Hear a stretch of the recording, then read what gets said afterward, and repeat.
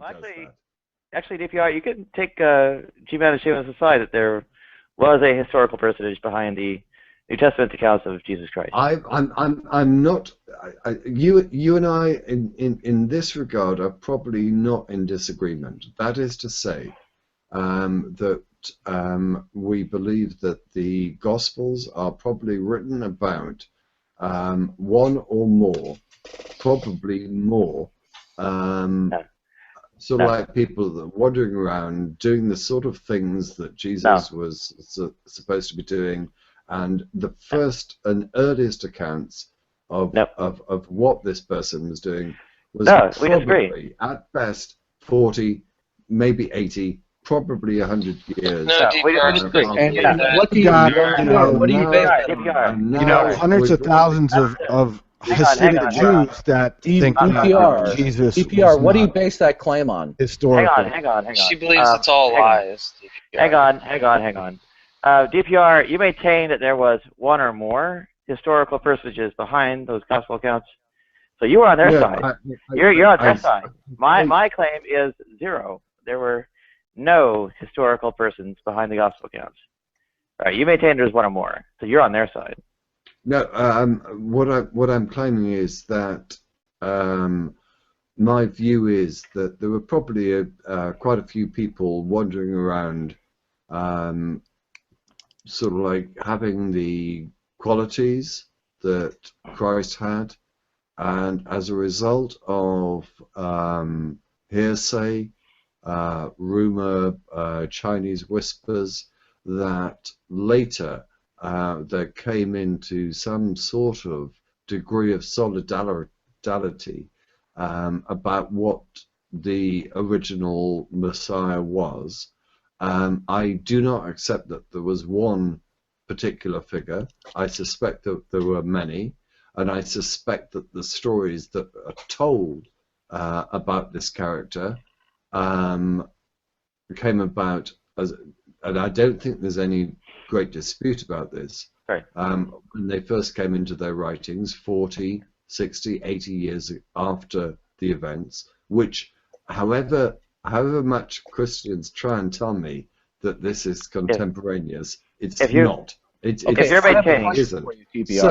So we are left in a position where we have no understanding of what the Messiah was, what he did, whether there are any stories about his existence that are true or not, and yet people tell me that they will place their worldview and their belief system on a book that, and I'm often asked about this, and please trust me, I will shut up within the next 2 minutes.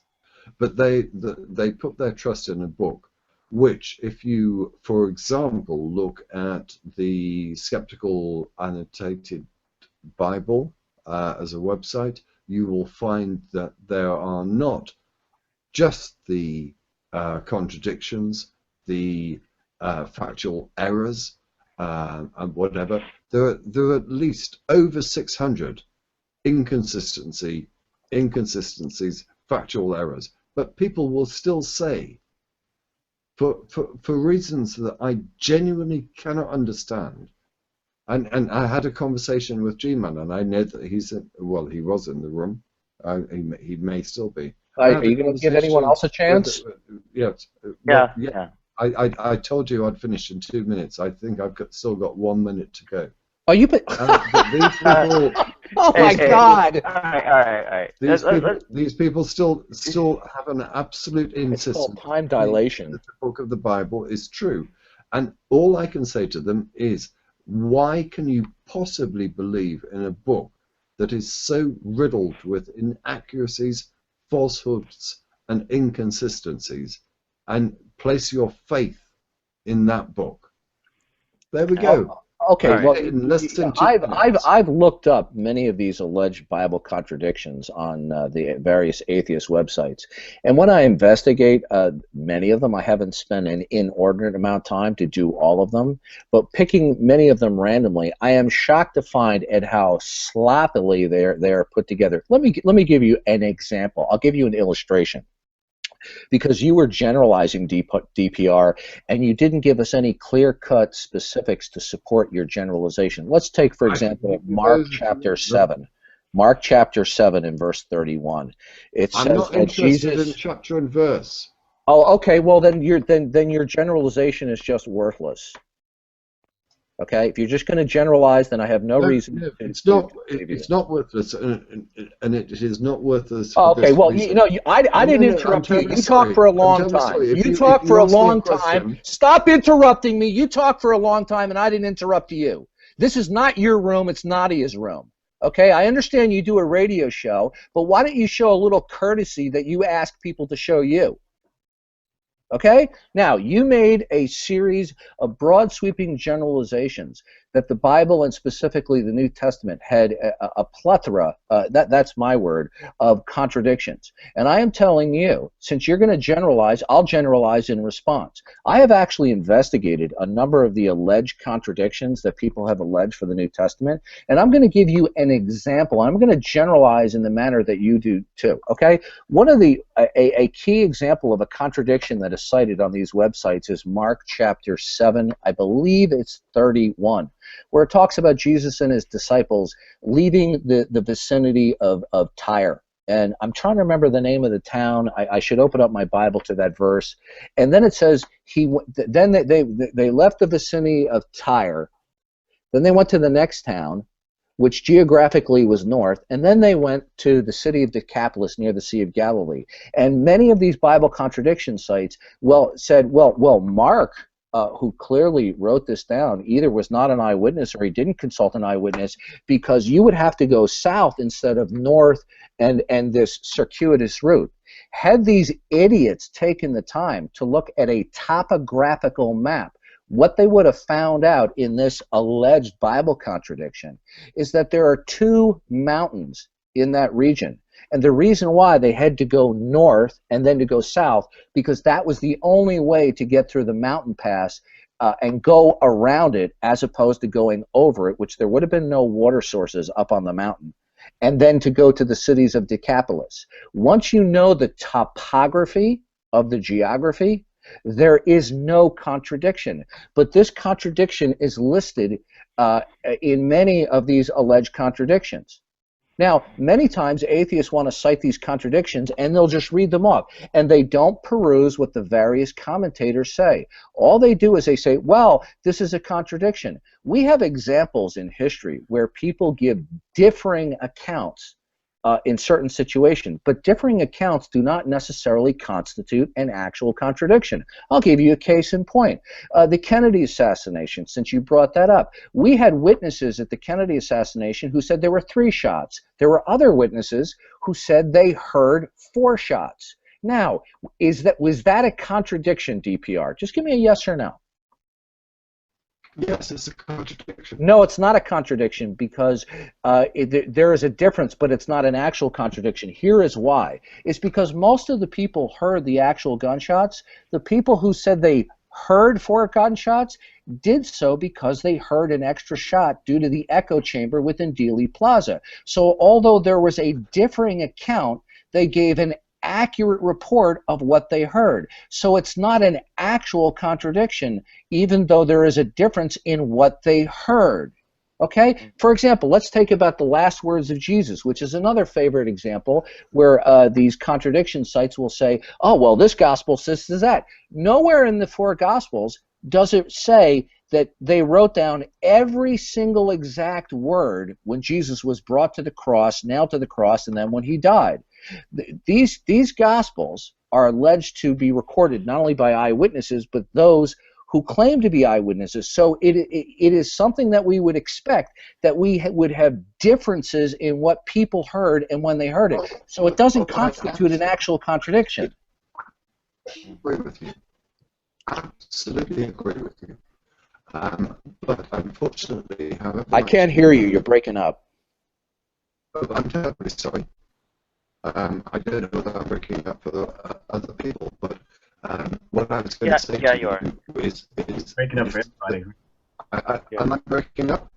Yeah, you're breaking up right now. Oh, okay. I'll stop talking now and.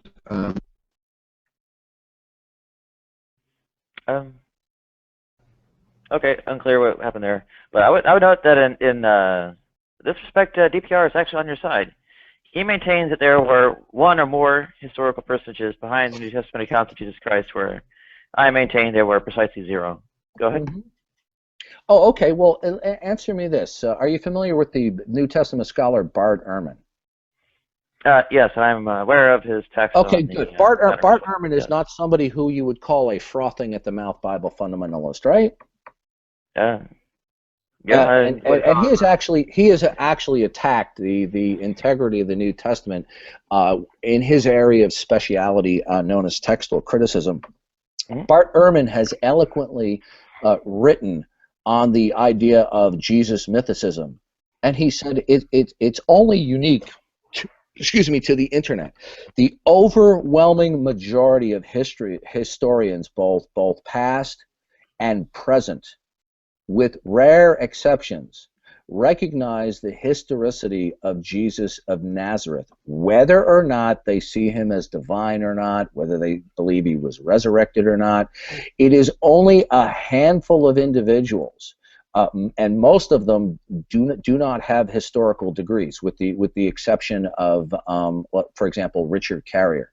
But the overwhelming Richard Carrier doesn't even really have the appropriate degrees. Robert M. Price is probably who you would want to point I'm just to. pointing out that Richard Carrier is a that. mythicist, and he has a history degree. What you just said. Most mythicists will admit they're in a minority position, so that you're not even really. No, I'm not. That's not my central argument.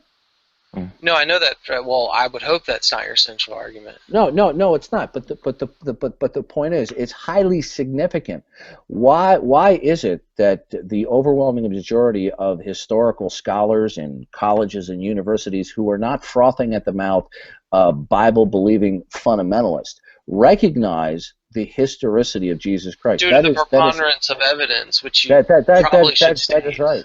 Yeah, that's right. And the people who just doing a base appeal to authority, but I mean, it's a legitimate appeal to authority. It's a legitimate appeal to authority. Yeah, it is. But listen, you need to. It's often proper to actually cite the evidences for why the authorities believe it to be so, and that's where the meat and bones of this conversation usually needs to be. Is that the authorities in this case are wrong? Go ahead. Okay, well that's fine. Now let's take, for example, many people will dismiss the New Testament documents as having historical merit. Well, you just can't do that carte blanche. Okay, the fact of the matter is, just because an author of a particular historical material is biased in favor of the central figure does not ipso facto mean that they're guilty of fabrication, lies, or misinformation. So the New Testament documents do provide us with a source of historical information. In addition to that, we have some other external sources that reference Jesus Christ. We have several that are in Josephus. Now, some people claim that there was an interpolation, but even when you carefully and closely examine what the possible interpolation was by later Christian scholars, there is clear evidence in an Arabic copy of the same material, which scholars recognize was not subject to a possible interpretation. We have definitive evidence that Josephus, one of the greatest historians in world history, where he recognizes that Jesus of Nazareth was a real person. We have a reference from, I think it is Tacitus, and there are others as well. Now, if one wants to believe, I'm aware. Okay, good. If one wants to believe that Jesus never existed, you're entitled to that. But the evidence that we do have indicates that he was a real person. Now, one of the reasons. Let me just do it. One of the reasons is what people are. Go ahead, Nadia. I briefly remark that's a non sequitur, and say that again. I'd say it's a non sequitur that you claim that indicates it's a real person, and what's a non sequitur? Not the case. It's not a non sequitur. What's a non sequitur? So what you're claiming that supposedly indicates that Jesus Christ was a real person. Are you talking about the Josephus reference? The Josephus and no, it's not a non sequitur. It's crystal clear, valid historical evidence. He refers to Jesus Christ. He clearly does. Of course he does. Yes. Okay, so how is citing that as a historical? Neither Tacitus or Josephus were believers. They weren't Christian. Yeah. Yeah, that doesn't indicate that. Okay. Well, here's the thing, Nadia. Here's the thing is, you're perfectly entitled to strongly believe that Jesus never existed, but that in and of itself is not compelling evidence that he wasn't. Right. Okay. The fact is there is a reason why the overwhelming majority of historians recognize the historicity of Jesus Christ. Okay, there's a reason for it. And in fact, I heard a New Testament scholar put out the challenge. I'm not putting out this challenge. I'm just repeating what he said. He said, name for me one tenured professor that is living at any major university that is a mythicist. They're nowhere to be found.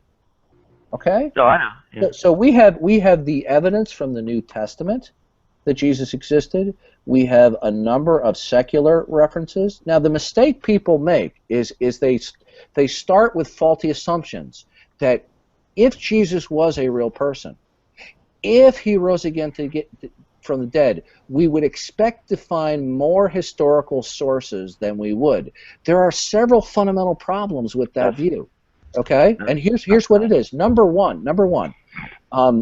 Most people don't realize the ancient documents that we have from antiquity. You won't have to bring that point home. Nadia realizes that's an argument from silence. You won't even have to bring that point home to her. She'll grant you that right off the bat. Like. Okay. Yeah, I mean, you're kind of not actually touching on the argument part because you haven't actually heard it yet. Okay. So there are a couple of different things that go on. Well, I'd like to ask a question. Oh, sure. Go ahead. Yeah. So Nadia, what was the first life form on Earth? Unclear. There's probably little or no evidence of it left. Go ahead. Okay, so apparently in evolution, everyone, the evolutionists believe that they evolved from a single-cell organism, right? As a common ancestor, a single-cell organism. Oh, of course. We actually evolved for things that we would not even deem living. Go ahead. Right. Have you ever seen this before? Once a day in your life? No. You never seen it? We actually rely on a lot of things we never see ourselves. Go ahead. Hey, G-Man. Has it been repeated? I'm sorry. Has it been repeated in a laboratory room anywhere? Has it been repeated anywhere, like done and repeated over and over and over in a laboratory somewhere? Life coming from non-life. Like, has it ever been done in a laboratory before? Which parts? A life coming from non-life, something that's dead and we got life from it. That's a number of different phases of things, some of which have been reproduced. Go ahead. Oh, it has been. Okay. What? What did you say? Wait a minute. Wait. That entails a number. Let me make my point. Just let me make my point here. Let me make some of which have been reproduced. Because I want to bring this to Jesus and whether or not he existed or not. So let me get this straight here, okay? You believe that you evolved from a single cell organism, which you've never seen with a day in your life with your eyes. You believe that scientists have, because I know you've never done it, but you believe that scientists have gotten life from non-life in a laboratory, right? And you never see this before. Wait a minute. But you won't accept the testimony from Josephus that Jesus was a real person. You don't think that's a little suspicious or hypocritical on your part? I would say that the testimony is being misinterpreted by those who claim it demonstrates historicity. All right. Go ahead. But you believe that you evolved from a single cell organism, and you don't have a drop of evidence for that. You also don't have a drop of evidence to show me right now that life can come from non-life. But you can give me a link in the chat. I can do the same thing with Josephus in regard to whether or not Jesus Christ was actually a real person or not. So don't you think? So don't you think if you're going to say that Josephus' testimony wasn't legitimate, that you should be able to provide a little bit of evidence to do that? And if not, do you think that people should ignore your opinion about Jesus never existing. Yeah, you might actually want to ask me what my argument is. Okay, what's your argument where you have your evidence that Josephus gave a poor testimony? And by the way, not a if, not could have been, not none of that mess. I mean, concrete evidence. Thank you. Thank you for pointing that out. That's a lot of language that we hear from a lot of non-believers that, well, it could possibly be this or possibly, no. We don't want to hear that. We want to I don't care about possibility. I want to hear the matter of going on about examining whether these particular historical accounts and such were indicating actual historical events, historical personages and facts, generally actually rests on what's literally literary criticism, genre analysis, the attempt at discernment of authorial intent, and that's okay. Can I jump in? So you don't have any evidence. So you don't have any concrete real evidence. I number one, challenge that mainstream genre analysis of the Gospels. Furthermore, I would also analyze how one distinguishes between a broad variety of both historical and mythological personages, ranging from Perseus, Hercules, Romulus. So you don't have any concrete. Do you mind? Okay. And what is the distinguishing factor between those generally acknowledged as historical personages, such as the various Roman emperors like Julius Caesar and Nero, Caligula, right? What distinguishes between those are actually beyond multiple attestation kinds of genre analysis, that kind of appearances and factual accounts. By the way, do you know? Hang on. I would maintain that the comparison between the evidence for Jesus Christ and the evidence for various mythological personages actually renders the case for the historicity of Christ weaker than various historical personages such as Romulus or Hercules. Go ahead. Okay, so where's so in other words, after 3 minutes, Nadia, you presented absolutely no incriminating evidence at all that the testimony of these individuals that Jesus Christ is actually a real person. Okay. You have nothing I'd like to jump in. You actually don't believe it by faith, Nadia, and I'd like to jump in. Okay. I'd like to jump in. There are, and I am no historian by any means. I don't make any claims. I'm just giving my opinion here in disagreement with Nadia. There are a number of historical personages that nobody claims was a myth that have less historical corroboration than the corroboration that we have from both the New Testament sources and outside the New Testament sources. Now, by that standard, you would have to reject the historicity of those individuals. Okay? The same line of reasoning that Nadia using is the same line of reasons that people call into question the textual trustworthiness of the extant Greek copies of manuscripts. It's the same type of argument. When we look, for example, at the amount of extant manuscripts, the New Testament has the most manuscripts out of any document of ancient antiquity. So if we actually apply actual historical standards, the same principles and rules that we use for many historical personages, then Nadia would have to rule out the existence. Now, Nadia has an anti-supernatural bias. Now, I have a bias because I believe in the possibility of the supernatural. So we're both biased.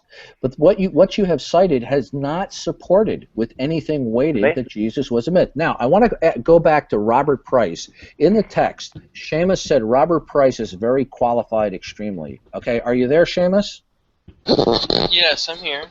Okay, could you tell me what you base your claim that Robert Price is extremely qualified? What are you referring to?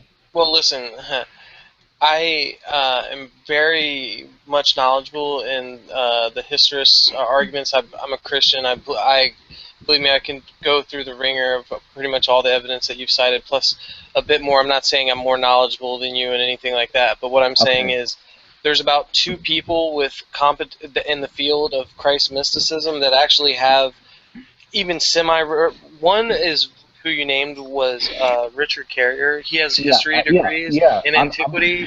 I'm waiting for the answer about Robert Price. Yeah, so the next one is Robert M. Price, right. who's a double PhD in biblical studies and New Testament, and he's no one could ever shake a stick at the guy and say he isn't qualified. Now, do I disagree with his conclusions? Absolutely. No, he is a doctor.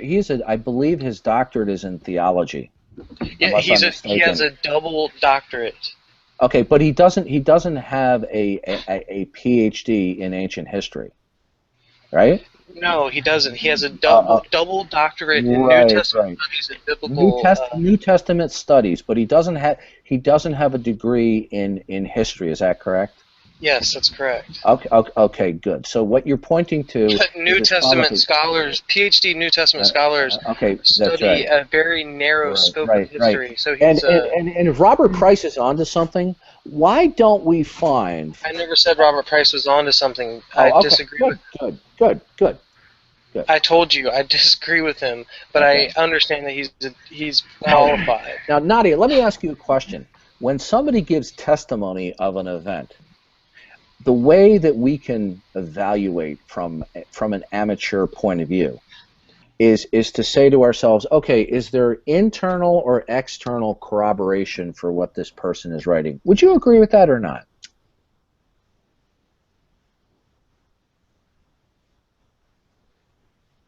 You know, if somebody told you that they grew up in your hometown, you could judge for yourself whether they were telling you the truth as if they gave you internal or external evidence about your hometown. Wouldn't that convince you?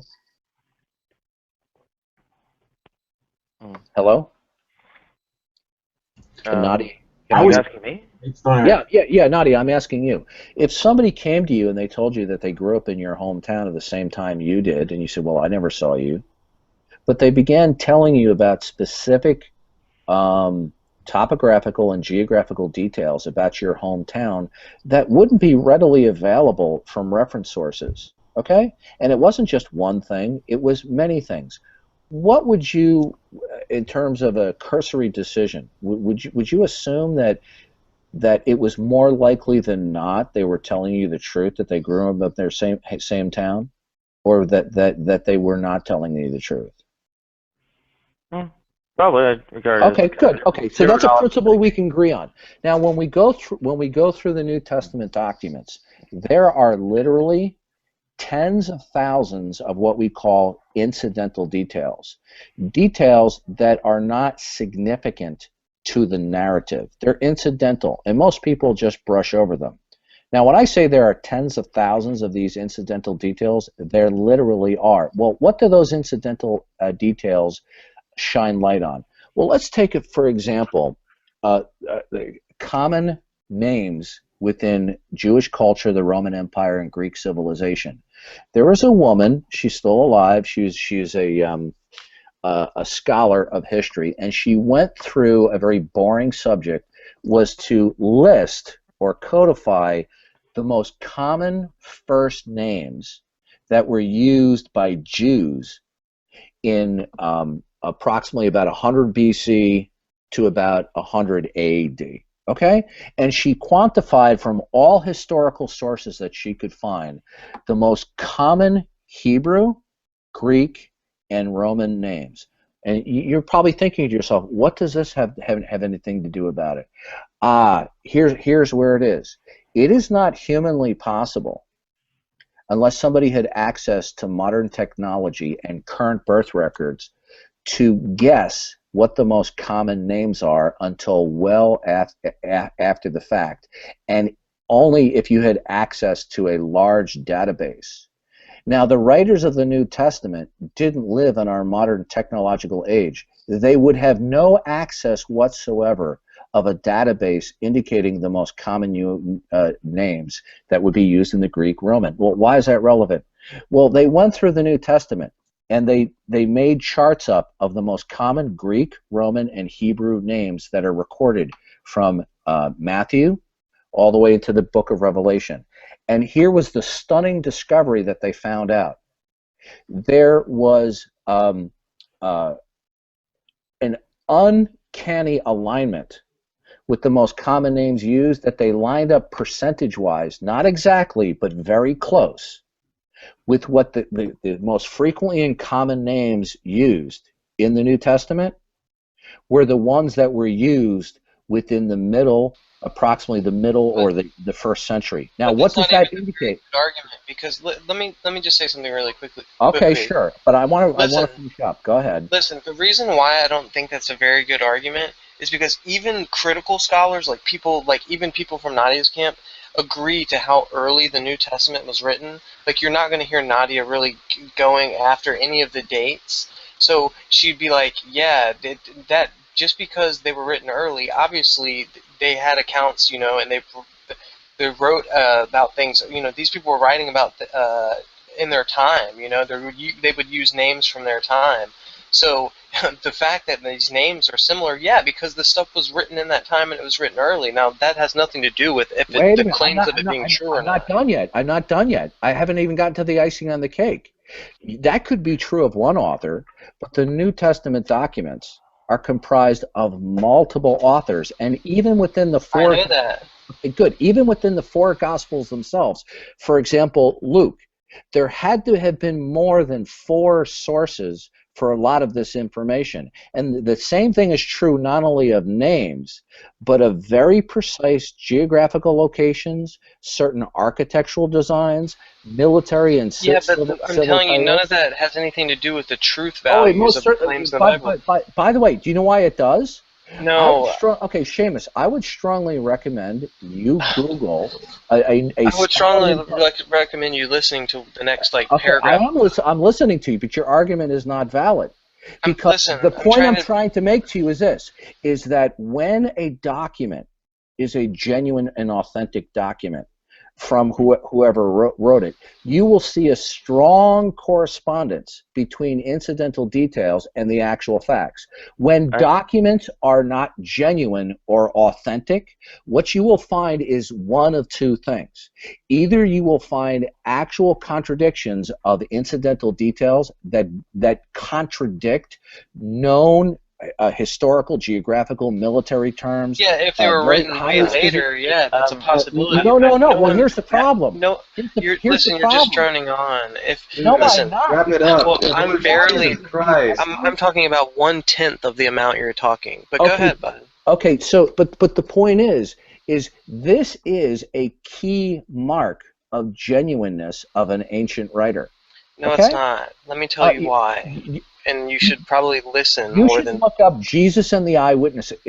Right, evolution. Scholarly work that was published. Okay? You're going on for 5 minutes. Listen, I'm a Christian and I have knowledge of this stuff, and I could point you to what would be more succinct arguments than that, because that has nothing to do with the truth claims.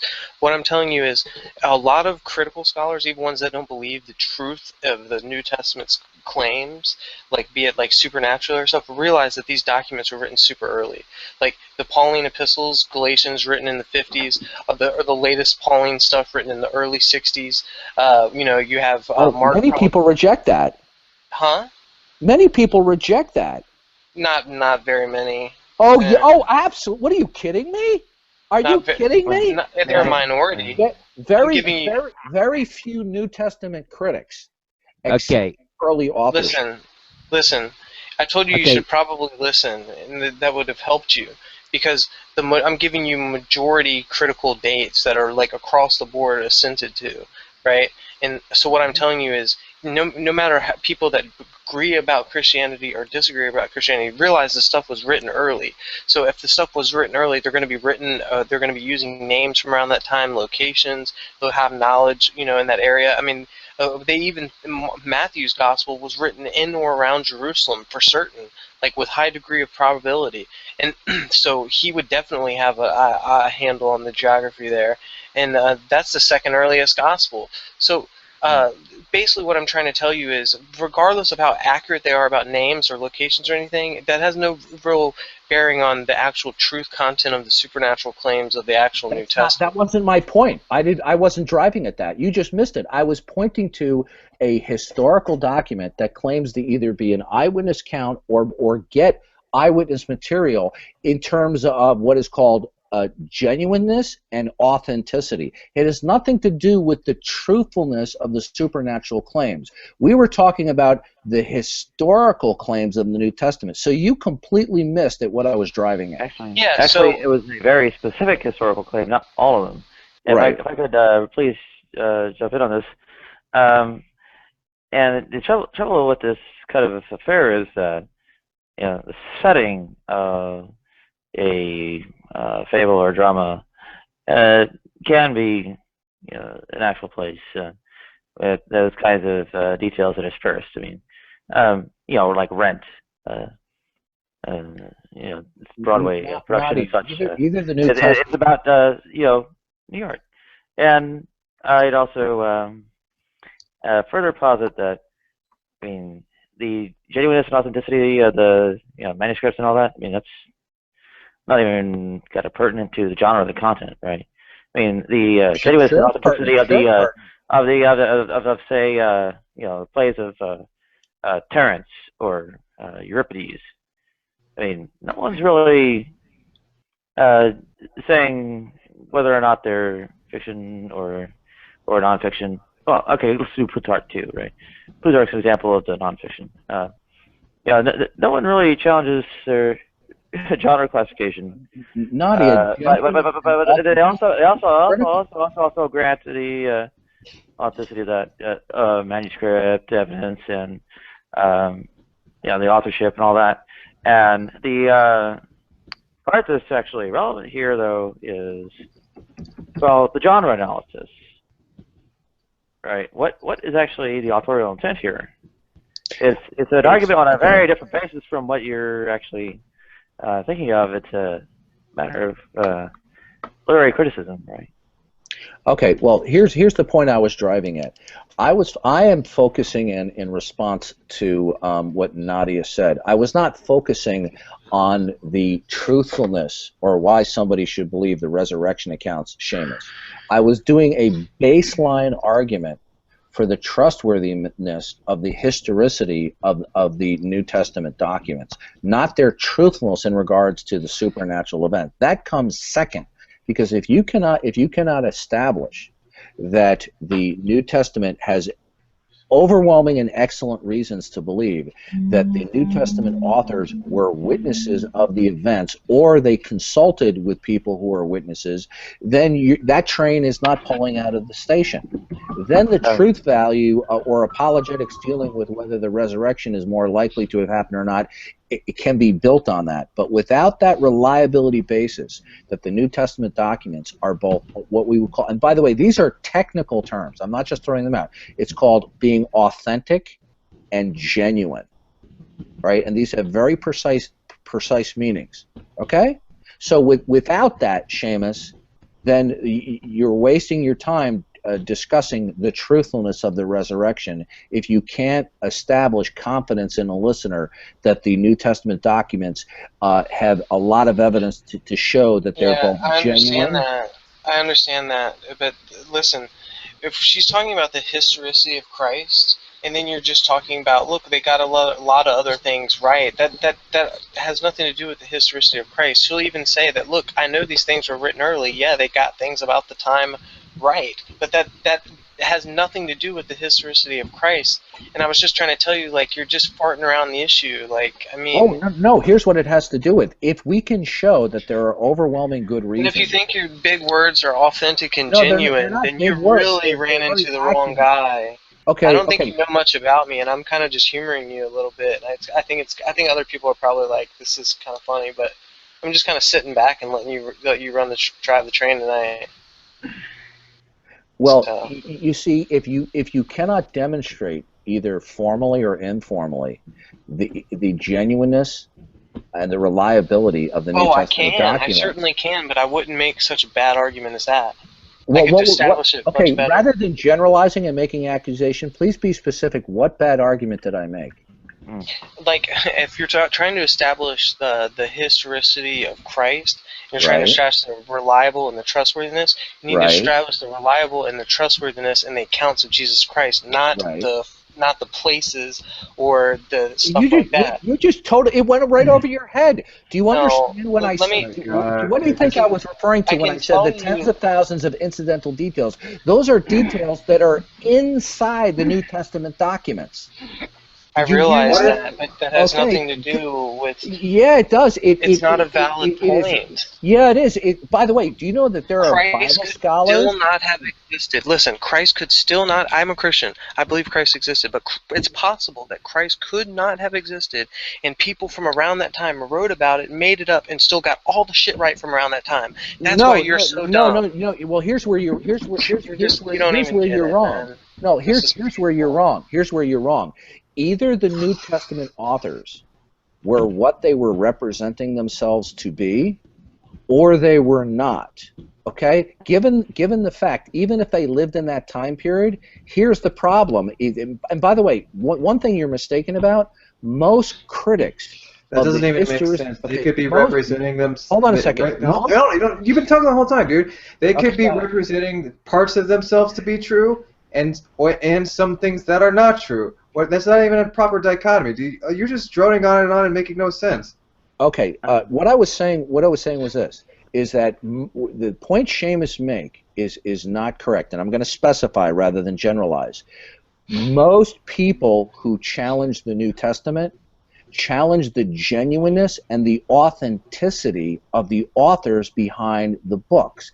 That the authors of the books were not who they portended to be. And my point is this: if the authors of each the individual... It's not what Nadia was doing at all. Okay, if the authors, failing back to back to back. Well, what it means is people who question the authenticity or the historicity of Jesus Christ. Yeah. Well, why don't you let me finish? People who question the historicity of Jesus of Nazareth, their main argument goes back that the gospel writers and the New Testament writers were not the eyewitnesses of these events. You heard DPR where he thinks, well, there were 4 different Jesuses and all this kind of stuff. Either the authors of the New Testament books were who they portended themselves to be, or they were not. Go ahead, Nadia. Right. Listen, the eyewitnessship has nothing to do with what you brought up, though. You brought up they got accuracies about peripheral details. It has nothing to do with whether they were eyewitnesses. You just no. That corroborates. May I give an example? Texas Tarquinius, last Etruscan king of Rome or whatever, is generally deemed historical and such by historians on the grounds of the genre analysis of the various mentions of him, right? And of course other aspects of that. And the sources that actually document him would not only have, forget the manuscript traditions, which are, like way past 1000 AD as far as the early Texan manuscripts. The actual writing was half a millennium after the death of Texas Darkness, right? So what are you talking about? I don't know what you're talking about. Could you please? I'm giving an example of a historical figure. Who is attested in a way where the manuscript authenticity and who are you talking about? Eyewitness accounts and such. Sextus Tarquinius, the last Etruscan king of Rome, right? Yeah. So anyway, the trick there is right. That's not the distinguishing factor between people who is deemed historical and mythological amongst various major figures. So the bottom line of this, Nadia, whether you agree with me or not, is that when a person is writing about material that either they are portending in their writing that they were eyewitnesses or that they gleaned from actual eyewitnesses, you cannot know definitively without a time machine. And one of the major signs that a document is authentic and genuine has to do with the correspondence of numerous incidental details that correspond and don't contradict the actual facts of these cases, and that's why it matters. And Shamos, I disagree with you. There are numerous Bible scholars who will inform you that it is the very presence of these incidental details that gives historical support that they were who they were portending they were. And without those, by the way, did you know, Shamos, that the pseudo-pagraphical Gospels or the pseudo-Gospels, do you know what one of the key signs is that they're not authentic? Do you know what it is? Well, there's many signs, actually, why the pseudepigraphal Gospels are not authentic. Namely, the pseudepigraphal Gospels all date later than the New Testament canon. That's correct, but what is one of the key internal evidences? Internal evidences? Yeah, what is one of the key internal evidences which indicates that these are pseudo-Gospels?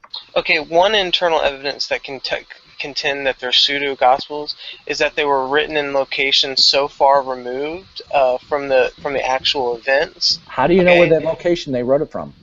Well, you can tell because of how when you look at the wording and you look at the handwriting and the way that they use certain words and the way that they tip certain of the words. The handwriting would only pertain to the age of the copy, and there are no extant autographs of the pseudo-gospels. So what you just said about the handwriting is false. No, but you can tell that it come from a certain manuscript tradition that would have been for example, if we were to take New Testament manuscripts, there's 3 lines, Alexandrian, Byzantine, and Western. There aren't that many copies of the pseudo-gospels to begin with. So I know what you're saying is inaccurate. Now, I asked you a question. I'll repeat the question. You said, what is the best? What are some of the internal evidences? What is the most powerful evidence that the pseudo-gospels were not written by people actually in Jesus' day? Do you know what that is?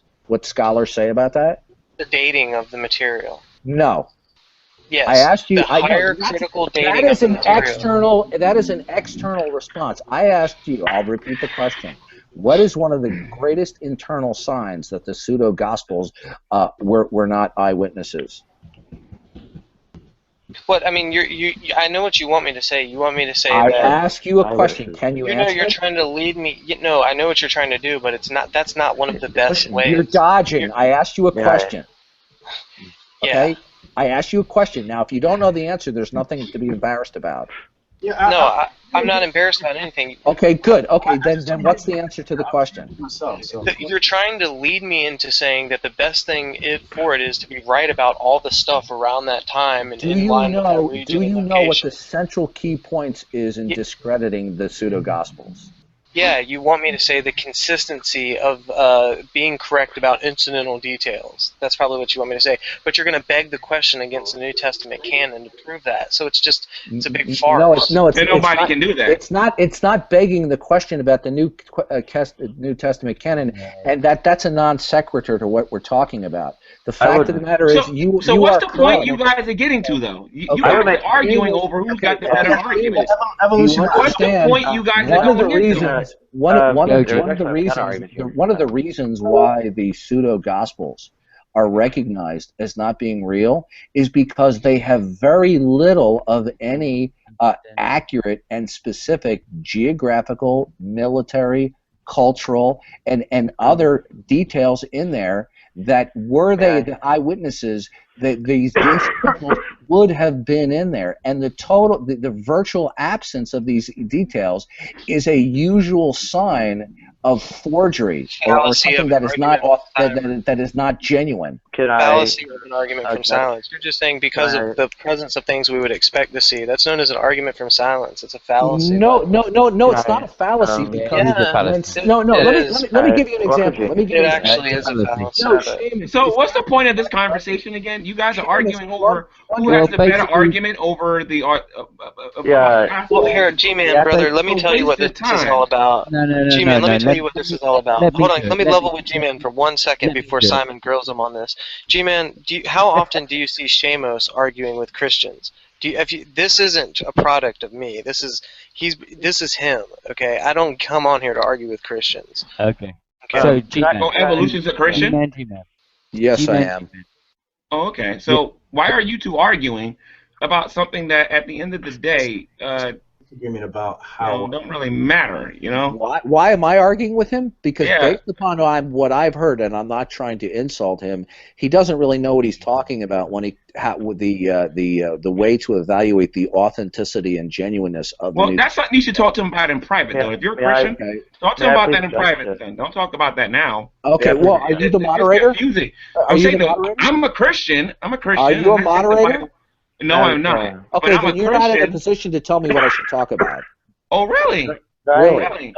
Okay, wait a minute, Nadia. Hold on a minute. Let me correct him real quick. What makes you think I'm not in a position to correct you about something that has to do with the something that has to do with the Bible? I'm curious. No, that's not what I said. I didn't say that. Yeah, but I'm correcting you because right now you got two Christians arguing with each other. No. You just changed the subject.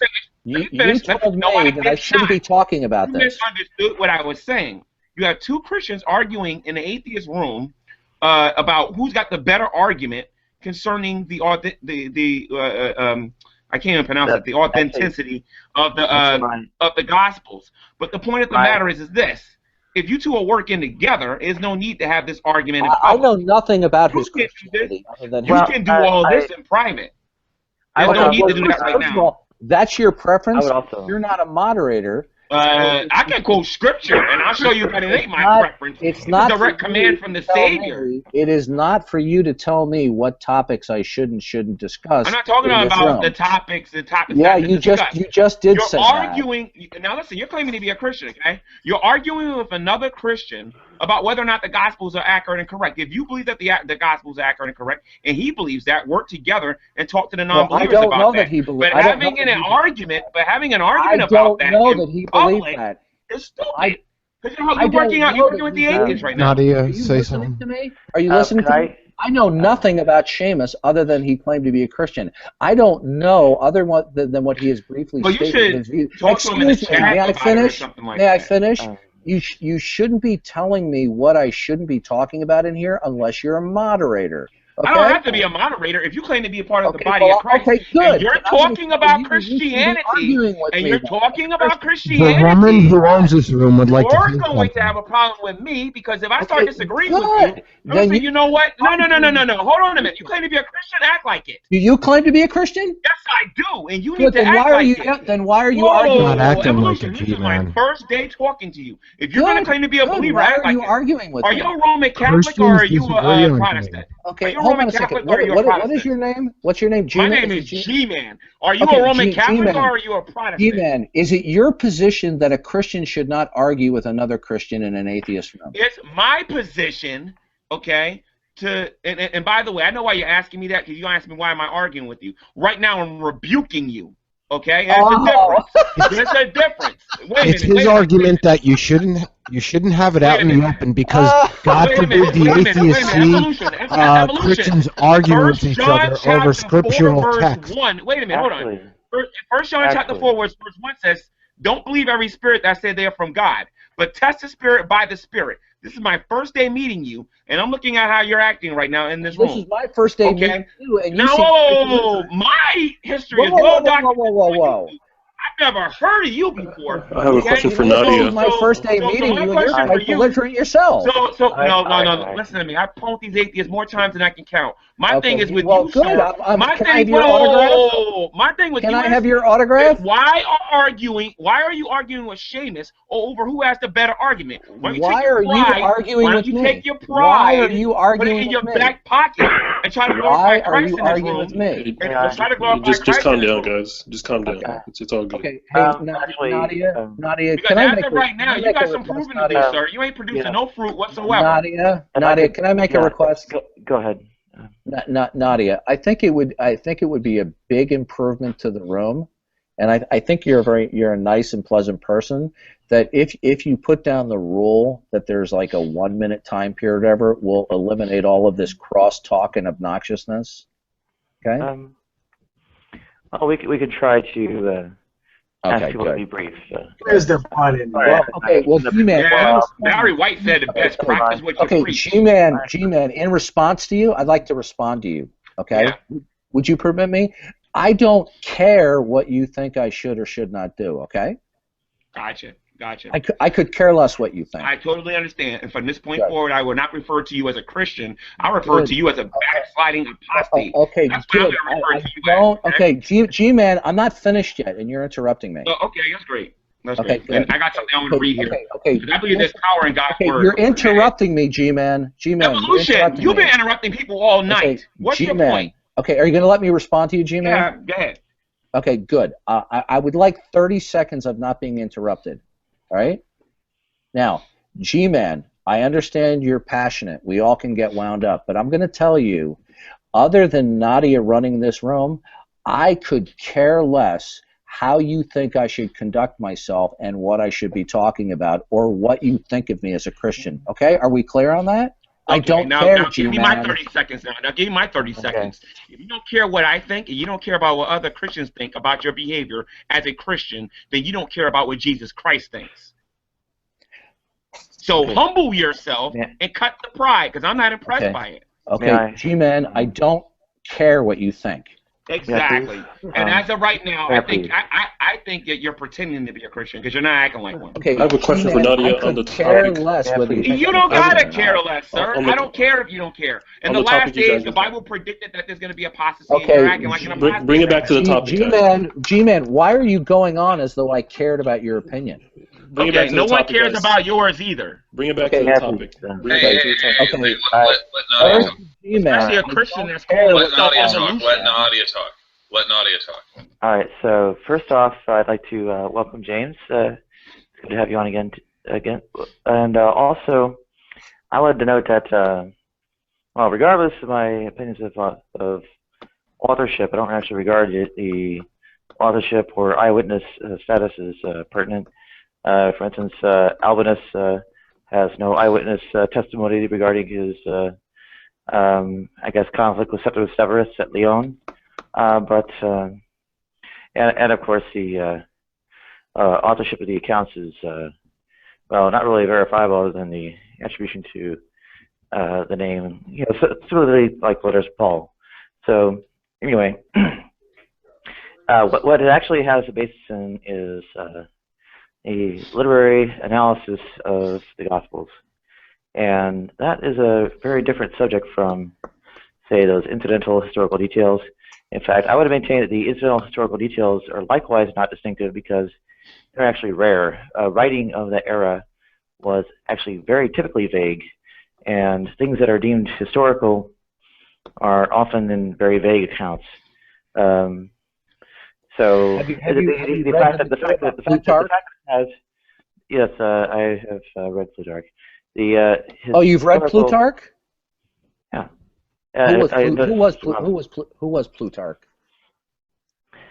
He was a historiographer in the first century or so. Or sorry, second century or so. Okay, good. Do you know that his writing style closely resembles the style that the gospel writers used? And he wrote about the Roman emperors. I would actually say that the aspects of the style you're citing are not the ones that are pertinent to the genre analysis. Oh, yeah, they are. His writing style is not identical, but it's very reminiscent of the gospel writers. Right?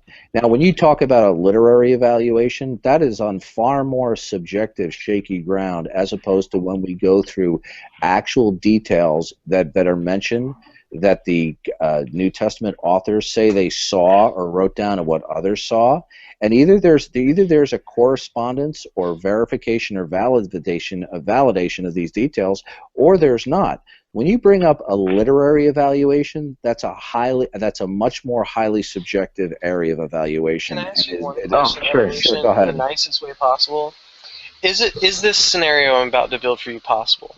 Is it possible that Jesus Christ, and I mean like hypothetically, could this logically follow? Is it possible that Jesus Christ could never have existed, that people in and around the time with accurate knowledge of names, and because that was written early, accurate knowledge of geography. Go ahead and write a really nice, sound account of a fictitious person, interwoven with real bits about geography, real bits about that time, real names of real people, real events of historical figures that were known to be, floating around at that time, Pontius Pilate, Tiberius, and still be false. Here's why that's highly where it's highly unlikely. No, I didn't ask you if it's likely. I asked you is that possible. Well, yeah, it's possible. We're a brain in a vat. Right. No, but okay. Listen, now you're talking about properly basic beliefs. Okay, good.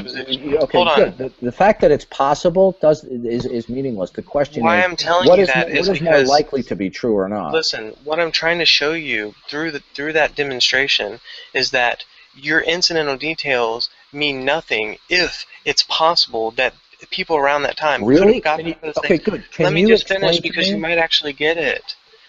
Listen, what I'm saying is if it's possible that people around that time could have made that up about Jesus and yet get all of that other stuff right, then you citing all that other stuff being right is basically no point in your favor. And I've been trying to tell you that for 30 minutes and you're just bucking the system and getting pissed. I'd like to respond. Okay. I'd like to respond too. Can you please tell me, Shamos, why is it that numerous Bible scholars who have a great deal of study under their belt about New Testament history cite over and over and over again as powerful evidences for the genuineness and authenticity? And those aren't generalizations, those are highly specific terms in terms of the New Testament literature, that they cite the tens of thousands of incidental details as a strong corroboration for the authenticity. Why do they cite that, Shamos? Well, why, see, I'm not the one making this up. Yeah, why do numerous Bible scholars use these as very strong evidences for the genuineness? It means that what they reported on was historically accurate and authentic. You're not answering my question. Well, I didn't even hear most of it. Why do Bible scholars, and there are numerous Bible scholars of lectures that I have personally listened to, and I can give you some names. Let's start with Mike Licona, Gary Habermas. Okay, I can go down the list of some more. I've read and listened to almost all their stuff, and I'm familiar with it. Good. Why is it that they cite? I'm not done yet. Why is it that they cite? You've been doing most of the talking. Oh yeah. By the way, there's another issue I didn't mention. In addition to the incidental details, Shamos, there's another thing. They're called. I'm trying to remember what the exact technical term that's given. It's called uncanny coincidences. In the things that the gospel writers wrote, whereas one gospel writer would leave certain it would appear that they left certain information out, and then we will find the information that is left out we'll find in another gospel. Now, either you're going to have to conclude that these uncanny coincidences in gaps in the gospel accounts, where one fills in a little piece of missing information here and there that are not a key part of the narrative, but they're in the text, either you have to believe that there was this weird, unusual conspiracy to have these uncanny coincidences where or marking priority. I like that. There's only two choices here, Shamos. Or marking priority. I'm not talking about the correspondence of the synoptic gospels. No. What I'm saying is, if I can show a literary dependence, then but the uncanny details that I'm referring to, and I would encourage you to Google literary dependence. So they had nothing to do with literary dependence. I can give you. If you let me get to my second sentence, you'll realize. I didn't even finish my question to you. Okay, these uncanny details that the Bible scholars cite are details. All right, that are not the result of literary dependence. In other words, the very incident. 7 other people in this room. I know that, but I want to finish up with Shamos. But you guys are going to keep going back and forth. I just want to ask Shamos a question. The uncanny coincidences in the Gospels would not be rationally be able to explain away if they were not actually the eyewitnesses of the event. Because the only other way to explain this is that there was this massive Hollywood-esque a la conspiracy to put all of these uncanny correspondences, which do not depend literary dependence. Okay. Hey, Shamos, don't answer, Shamos. Please don't answer. Hey, Shamos, I have a question for you now. Why is this important? No, it's really not. Well, I'll tell you why. Thank you. So can we please change the topic, please? I'll tell you why it's important. So that everyone else in the room can get involved in a conversation. Yeah, I do want more people to get involved in the conversation, maybe even possibly change the subject. However, I do find this topic very interesting and very important. Why don't they have a debate on their own time? Okay, I'll tell you why it's important. It's because if there aren't good evidences for the genuineness, the genuineness and the authenticity of the New Testament documents, then there's no reason why we should believe anything in it. There are good evidences for the authenticity of the New Testament documents, but those aren't one of them. We can actually believe it on faith. We can believe it on faith because God has revealed that that the Bible has that the Bible is true in such a way that we know that it's true. And I have no problem giving people that answer. I don't always got to have a philosophy type answer or a scientific answer or nothing like that and bore people to tears. Simply put, God has given us revelation. God has given us revelation to show us that the Scriptures. Okay, good. I have a question for you about God's revelation, G-Man. I would say that's a good point because obviously we have Nadia here in this room constantly saying that there is no evidence of God, and yet here we have both Shamos and Evolution is False refute. I object. Okay, G-Man, I have a question for you. Nadia's been waiting to speak. Oh, sorry. I would object, Beckel. What I actually say is that there is very strong evidence that there are no such things as gods. And furthermore, Jesus Christ never existed. Okay, and where's your proof of that? You just say that. Where's your proof of that? If you don't have no proof, I accept your religion, Nadia, that in your faith-based position that Jesus Christ never existed. But until you actually present something concrete, that went in this one and out of the other one. Seriously. That's why I laugh at it. I don't. So Nadia, how are you determining the authorial intent for the New Testament and saying that it's fictitious, that it's fiction, and that the genre analysis leads you to say that the New Testament is fiction? Because I think then Evolution News and Shamos can really address that. If you tell us why you're saying that it's for sure that it had to be written as fiction. Is it because of the supernatural claims alone? No, actually, the chiasm and furthermore diptychic structure that appears in effect all the Gospels indicate they are rather intricate literary constructions, and furthermore, of course, the affairs are written in high flown Greek, not reflecting any kind of colloquial language, and reporting on quite a bit of verbal statements where the actual literal quotes of people speaking are actually pretty rare in terms of the actual historical accounts. I mean, there's quite a bit of things that are more how plays and literature and such are constructed as opposed to how historical accounts are. I have a question for you. One more thing also.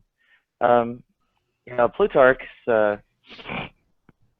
high-flown Greek doesn't have that kind of chiasm, illusions, and diptychic affairs and such. And yet even despite that, it is peppered with mythological figures' appearances.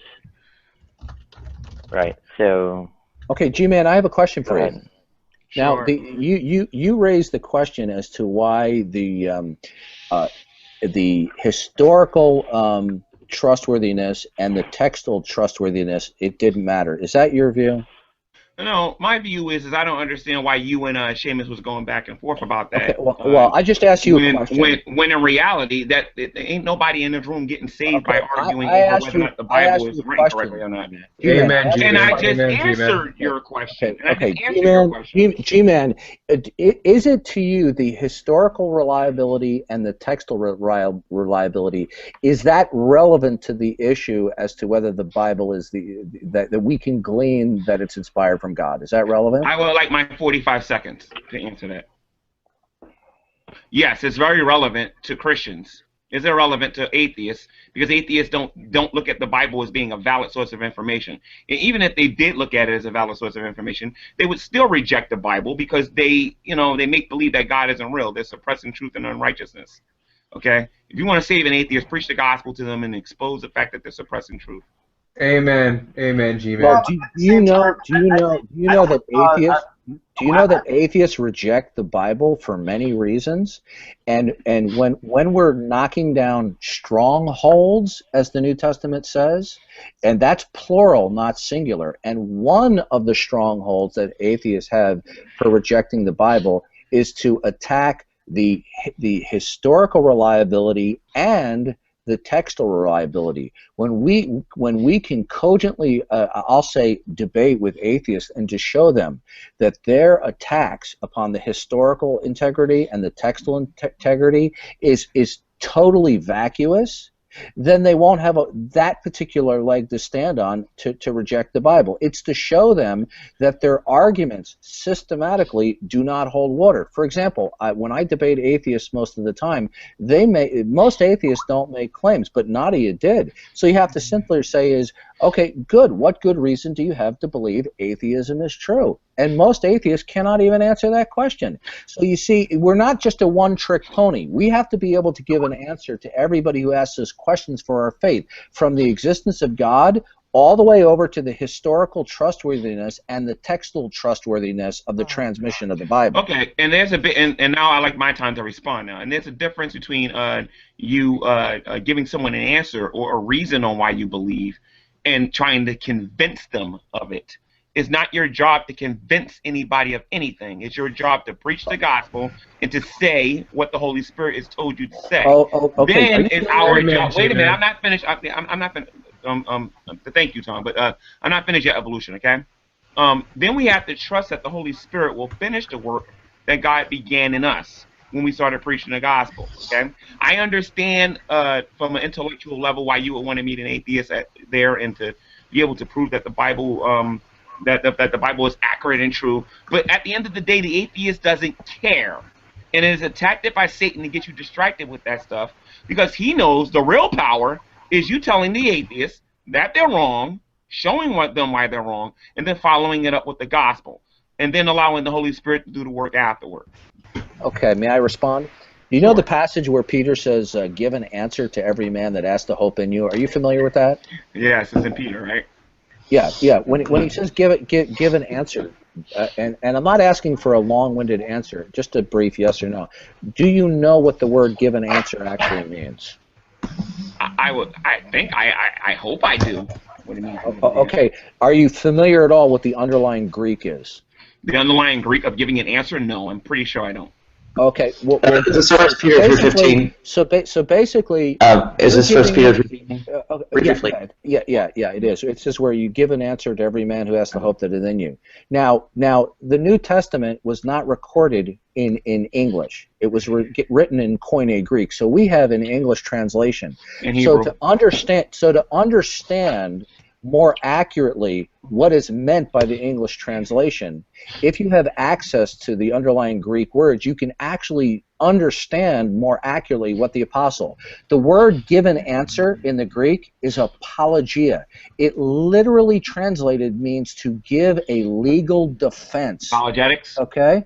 That's right. Give a legal. You should go check on my channel, man, when you get the chance. It is a Greek term that has a legal import, like one is arguing a case before a jury. So the very interpretation that you just gave of that verse and that particular clause where it says "give an answer," what the interpretation that you gave is contradicted by the underlying Greek word. No, it isn't, and I'm gonna tell you why. I do this on I don't know how often you're on here doing this, but I do this on a regular basis, and I know when I'm wasting my time when I'm talking to an atheist, and I know when I'm actually doing something worth my time, and I know arguing with them about whether or not the New Testament is accurate and true, when I know they don't give 3 rats butts of a care about it. You know what I mean? I'm just not going to waste my time and do that. Well, that's your subjective opinion. But I don't agree with you. I'm not finished. But evolution, if you want to waste your time arguing with DPR, a man who's never read the Bible a day in his life, and a man who never will read the Bible a day in his life unless he's actually saved, okay, then you can do that. he convinced a lot of people out there that he read the Bible until you start asking him questions. The man's never read the scriptures a day in his life. Okay, and the cast of the Magic Sandwich Show, Aaron Raw, Hogtie Champ, and the rest of those buffoons that be on that show haven't read the Bible either. I mean, haven't read the scriptures either. Okay, G-Man, are you familiar with me at all? Okay, G-Man, are you familiar with me at all? Do you know anything about me? I really don't know nothing about you, but I know by listening to you that you think. Good. Okay, you have formed an opinion about me, about one encounter. You have formed an opinion about me too. I'd like to respond to you instead of you lecturing me like you're my daddy. I'd like to respond in a conversation. You have formed you have a formed opinion of me based upon one encounter. What you're completely unaware of is the overwhelming majority of time that I am dialoguing and discussing, even debating with atheists. 95% of the time does not have anything to do with biblical content, but what has to do with reasons for atheism and theism and reasons against atheism and theism. So you have made a knee-jerk evaluation because I was made a knee jerk about nothing. Okay, hold on. Yeah, you did. You made a personal evaluation. You made a personal evaluation based upon one encounter, and you don't have a clue as to what I spent. You don't have a clue who you're talking to either. Okay, so the point of the matter is, who are you? Wait a minute, evolution. Who are you? Evolution. Tell me, who are you? I'm a child of God. I'm a child of God. Are you a? No. I'm G-Man, and I am going to exercise my rights in Christ, and I'm going to use them. Okay. And one of my rights in Christ is when I see another brother in error, I'm going to correct you. Okay? If you think you're going to get somewhere arguing with an atheist, okay, for hours and hours and hours about whether or not Matthew, Mark, Luke, and John is actually, something to be trustworthy, you're wasting your time, brother. You need to preach the gospel. So the Holy Spirit. G-Man, can't you see that there are a lot of different ways you can do it. G-Man, can't you see that while Evolution and Shamos are arguing with Nadia about whether or not the Bible is accurate or Jesus existed, that it could benefit people outside of the conversation, even if Nadia will never be convinced of that? James, I hear what you're saying, though. James, okay, you make a point there, okay? But here's the thing. They was arguing with each other. They wasn't arguing with Nadia. They was arguing with each other about who had the better point. And I'm listening to this like about the better part of an hour, and I'm wondering, well, what's the point of you guys going back and forth? You're not actually addressing Nadia. Could I briefly object? I mean, a lot of you agree that there were more than 0 historical personages that the New Testament's accounts of Jesus Christ describe, where I am the actual opposition who claims that there were exactly 0 such historical personages resting behind the biblical accounts of Jesus Christ. Go ahead. Okay, I want to respond to G-Man. G-Man, I want to respond to you. Wait a minute, Evolution. I'm going to respond to Nadia here real quick. Nadia, have you actually studied the Gospels? I mean, to a small degree, a medium degree, or a large degree? Have you actually studied the Gospels? I'd say low side of medium. Go ahead. A low side of medium. Okay, G-Man, I want to respond. So are you aware of you already had your chance to talk. Who Matthew is? No, Evolution, you've been talking all night. No, you were talking to Nadia. You're going to let me respond. Evolution, I like to talk to Nadia. I'm going to respond, and I'm going to keep talking. Okay, that's great. Yeah, Nadia. So you know who Matthew, who Mark, and who Luke and John are? Like, do you know how they present themselves in the Gospels? I promise you, Evolution. I'll get to you in a minute. I don't think most people rely on the idea that the names are the actual authors, but I know who the names of the apostles actually were in the Gospels. Not that I can remember much more than that they were apostles. Go ahead. Okay, but don't you think if you're going to criticize one of the Gospels that you should know something about the actual writer? Okay, the person who wrote the Gospel, Nadia. and who the audience. Wait a minute, Evolution. Going on and on and on. Are you arguing the Bible? Are you arguing the Bible with an atheist? Evolution. Why are you arguing the Bible when you said it shouldn't be done? But your pastor did a very bad job with you. You know what? Evolution. You need to go to church this Sunday, bro, and listen to your pastor or something. But Nadia, my point is, Nadia, Evolution. Nadia, I'd like to respond. He's a motor mouth. He doesn't shut up. I'm going to ignore this guy right now, Nadia. I'm serious. I'd like to please give me mind control. Please don't. Give me mind control. Nadia, I'd like to respond because this guy doesn't stop talking. Okay, is that okay, Nadia? Listen, Nadia, I'd like to respond. The highest degree. Evolution, bear with us. You've been kind of like at least one side of the quote-unquote debate and such against like everybody else. And no, Nadia, G-Man was attacking me, and I'd like to respond. Are you a Calvinist, Evolution? Okay. Only Calvinists have this attitude. They need to defend Nadia, I'm not going to argue right now with G-Man. May I respond? G-Man attacked me. No, you don't got to respond. Nadia, you can I'm not me talking later. to you, G-Man. Get Nadia, online, may I respond? Evolution, there's a whole bunch of people attacking me, brother. Seriously, go check out the channel. Hey, back off a little bit. You'll wait.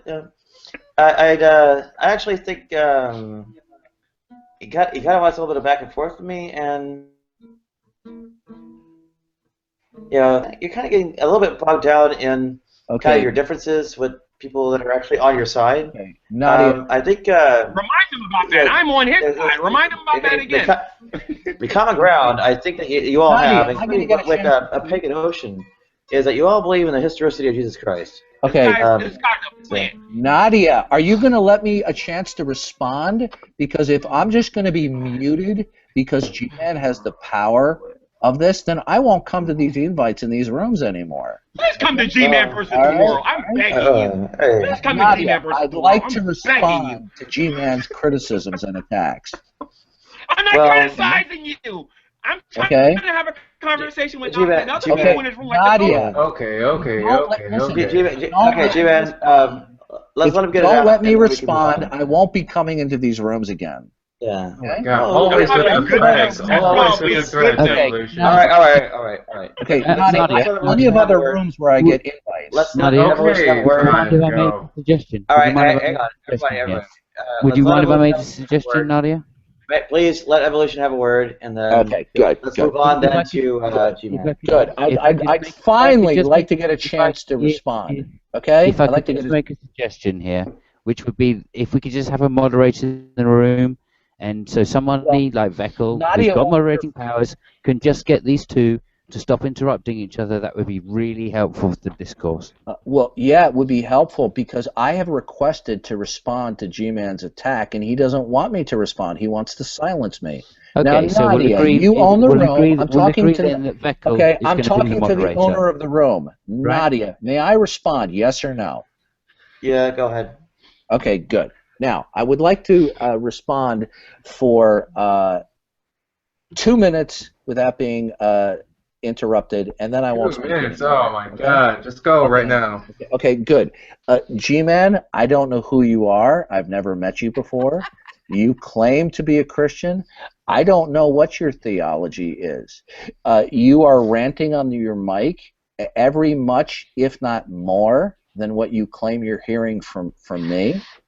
I've got news for you. If you conduct yourself like this in the future, in this room or any other rooms, then I won't respond to you at all. If you respond to me like you're my daddy or you're my pastor, and that you're a super holy Christian over me, I will not respond to you ever again. If you want to make cogent arguments, be my guest. If you're going to offer your spiritual opinion of me, I don't care. Okay, so I hope we're clear on that.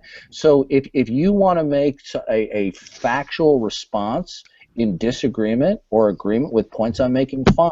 If you want to give me your personal evaluation of what you think my spiritual condition is, save it and put it in text. And when I get the message, I won't read it. Okay, so are we clear that I'm not interested in your personal opinion of me? All right? Hey, G-Man, I'll tell you that Evolution's being totally serious. He definitely runs away from every difficult argument. Okay, yeah. So I like to respond to the part that was relevant that he said that he won't respond to me, of all people. Scared of you, G-Man. I will bet you $50 that you're going to respond to me if I deem the need to make a video about you, sir. Okay? You don't know nothing about me, and that's great. Okay? But I promise you, I'll send every Christian on YouTube after you. All right? So trust me on this one, okay? Oh. If you think I'm annoying, you think I'm annoying tonight. Just let me go back to my channel and go make a vid about you. Oh, trust me, you'll have a lot to say then. You can't even handle me in the same room with you. Just go watch Brett Keane and Jonah and the rest of these other, wannabe fake behind Christians on YouTube. All right, enough of the arguing. Enough of the arguing. Let's get back to discussing. All right, yeah. So in the meantime, about the fact that there was no such historical personage behind the New Testament accounts of Jesus Christ, G-Man, your ideas that this authorship. Nadia, can I interrupt you before you start, Nadia? Because otherwise we're going to go round again. I'm sorry to interrupt you, Nadia. I just want to make sure, because we're going to go round again if we don't do this, that we've got a strong moderator in the room, and I'm begging Veckel just to make sure to do this for me, because otherwise we're going to get to the same back and forth, and we'll be round and round. What do you want me to do? Before you start us off, I'd like Veckel to do it because he's a strong person and he can hopefully moderate. Wait a minute, I'm strong too. I can moderate. You're in the argument, G. You want me to moderate? All right. Yeah, don't give me mind control because I'm gonna use it. You damn well right. I'll do it, but I'm not. I mean, like. All right. So the main thing I think we need to Tom hates me. Don't. I just want to say that I'm really enjoying what I'm hearing from both Shamos and Evolution here, and I just wish it was obviously on more civil terms, but I'm definitely learning a lot from both sides. I definitely would like, maybe not in this hangout, maybe in the future, maybe I would like to hear more of you guys discussing it if you're willing. Well, I have a question. I would point out that with respect to Christ's mythicism, the proposition that there are 0 historical persons underlying the New Testament accounts of Jesus Christ, I am the only Christ mythicist in the room. Right? If all 9 of you, atheist, Christian, or pagan, are on the same side. May I see your proof? Now. Getting in arguments with each other about the best way to address it and such is probably not the way to go. You try to actually raise a counter argument against Christ's mythicism. The proposition that there are 0 historical personages behind the New Testament accounts of Jesus Christ, and my arguments, of course, rest on genre analysis and the kinds of actual historical evidence differences that lead people to assess the assessments of whether various people appearing in historical documents are mythological or otherwise, right? Why are Romulus and Theseus and Hercules and various appearances of Thor and whatever deemed mythological, where Antinous and Hadrian and Harmodius the Aristogiton and Sextus Tarquinius and Julius Caesar all need to be historical, right? I can respond to that, Nadia. Nadia, there are a plethora of historians who do not accept. Nadia, there are a plethora of historians that do not accept the deity of Christ or the messiahship or the miracles, right? But they fully recognize, in spite of those miracle accounts that they don't assume are in fact miracles, fully accept the historicity of Jesus Christ. Now, when you're talking about she realizes that for like okay, good. Okay, so mentioning certain mythological names, okay, from Greek and Roman mythology is not a fair comparison to the historicity of Jesus Christ, when there are no historical scholars there that accept the historicity of these characters that we readily accept as mythological you need to address characters. your arguments.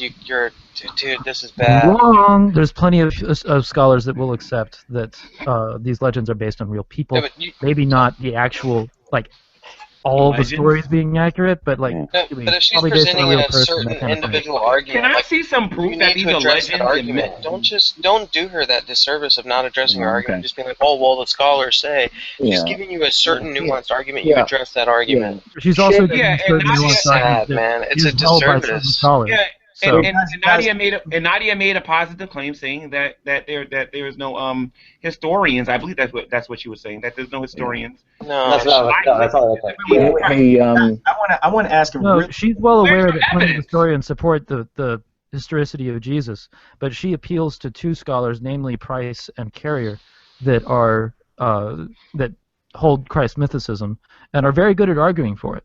Yeah, and I have issues with literary Carrier genre analysis. with Price, but I admit both of them have good arguments. And I admit that you can't prove that Jesus was a mystic. But Nadia, what's your proof that Jesus Christ never existed? They don't try to. They wait a minute. I'm asking Nadia a question. Nadia, where's your evidence or your proof that Jesus never existed? I would rest it primarily on genre analysis of the New Testament, or sorry, actually not the New Testament per se, but the Gospels. The Gospels is your evidence that Jesus never existed? No, she said genre analysis of the Gospels, but that's precisely what evolution never even touched on. It was just like, well, the scholars just all believe it, man. And like, I mean, it's like, dude, at least address your point, you know? The genre analysis argument is basically that the Gospels are told in a very similar way that Homer tells the Iliad and the Odyssey, and that they come from the same kind of tradition of storytelling, which means that they don't necessarily have to be true or about anybody real. Yeah, but if we did a compare and contrast, I have a question for you. Look, earlier you were doing it actually, evolution. You were actually addressing it the way you should have, but you stopped at some point. Earlier, like okay. Hey guys, Feckle, what did you want to say?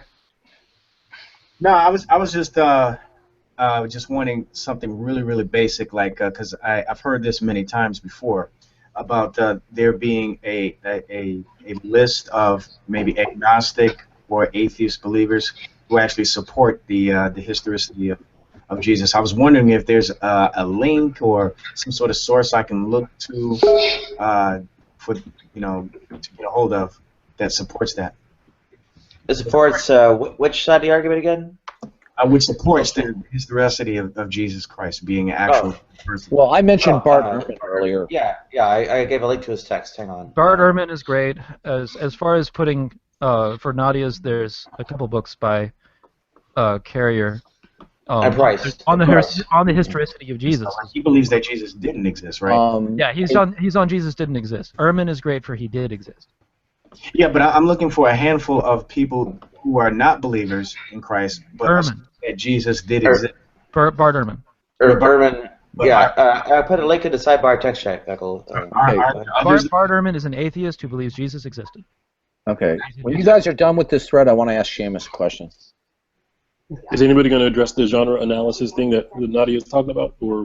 Let me address the genre analysis because evolution earlier he was saying it, but then he stopped and was just using a broad argument. When he was saying that if you look at earlier writings from known biographers and historians from Greco-Roman history that wrote in and around the time of the New Testament, such as Plutarch, Suetonius, Tacitus, Josephus, and you look at the points in which, like, where Plutarch wrote what's known as the parallel lives of, which are basically biographies of various high-ranking individuals. He wrote the life of Julius Caesar. We have Suetonius with the life of 12 Caesars, and there are supernatural things in this. But when you look at the genre analysis of these works, they fall into a genre of what's known as Greco-Roman biography. And so what is Greco-Roman biography? Greco-Roman biography is a genre that is usually written not in a modern historical way, but in a historical way that was conducive to Greco-Roman history, where things were often embellished, or you'll see this from any historian from that I named to many more with very, very little exceptions, like Thucydides or something like that. But so what you'll see is the bulk of that genre was written as historically true, even though it did have some larger-than-life tellings into it. So, and I can give you two links, one of which is actually from Bart Ehrman on his blog. So here's that. I'm going to cut and paste it into the channel so that you can actually see what are the main evidences for why people think their Greco-Roman biography. And I'll just read the very top of it just to kind of show you. He said that there are numerous examples of biographies from Greco-Roman world, many of them by some famous authors from the Roman literary scene, such as Plutarch, Suetonius, Tacitus. As I indicated in my previous post, we need to stress that these are biographies are best understood in their historical content. And I'm not going to read the whole thing, but he basically goes on to tell you why there's so many similarities amongst these genres of what we actually know as historical biography that we must interpret the Gospels as such.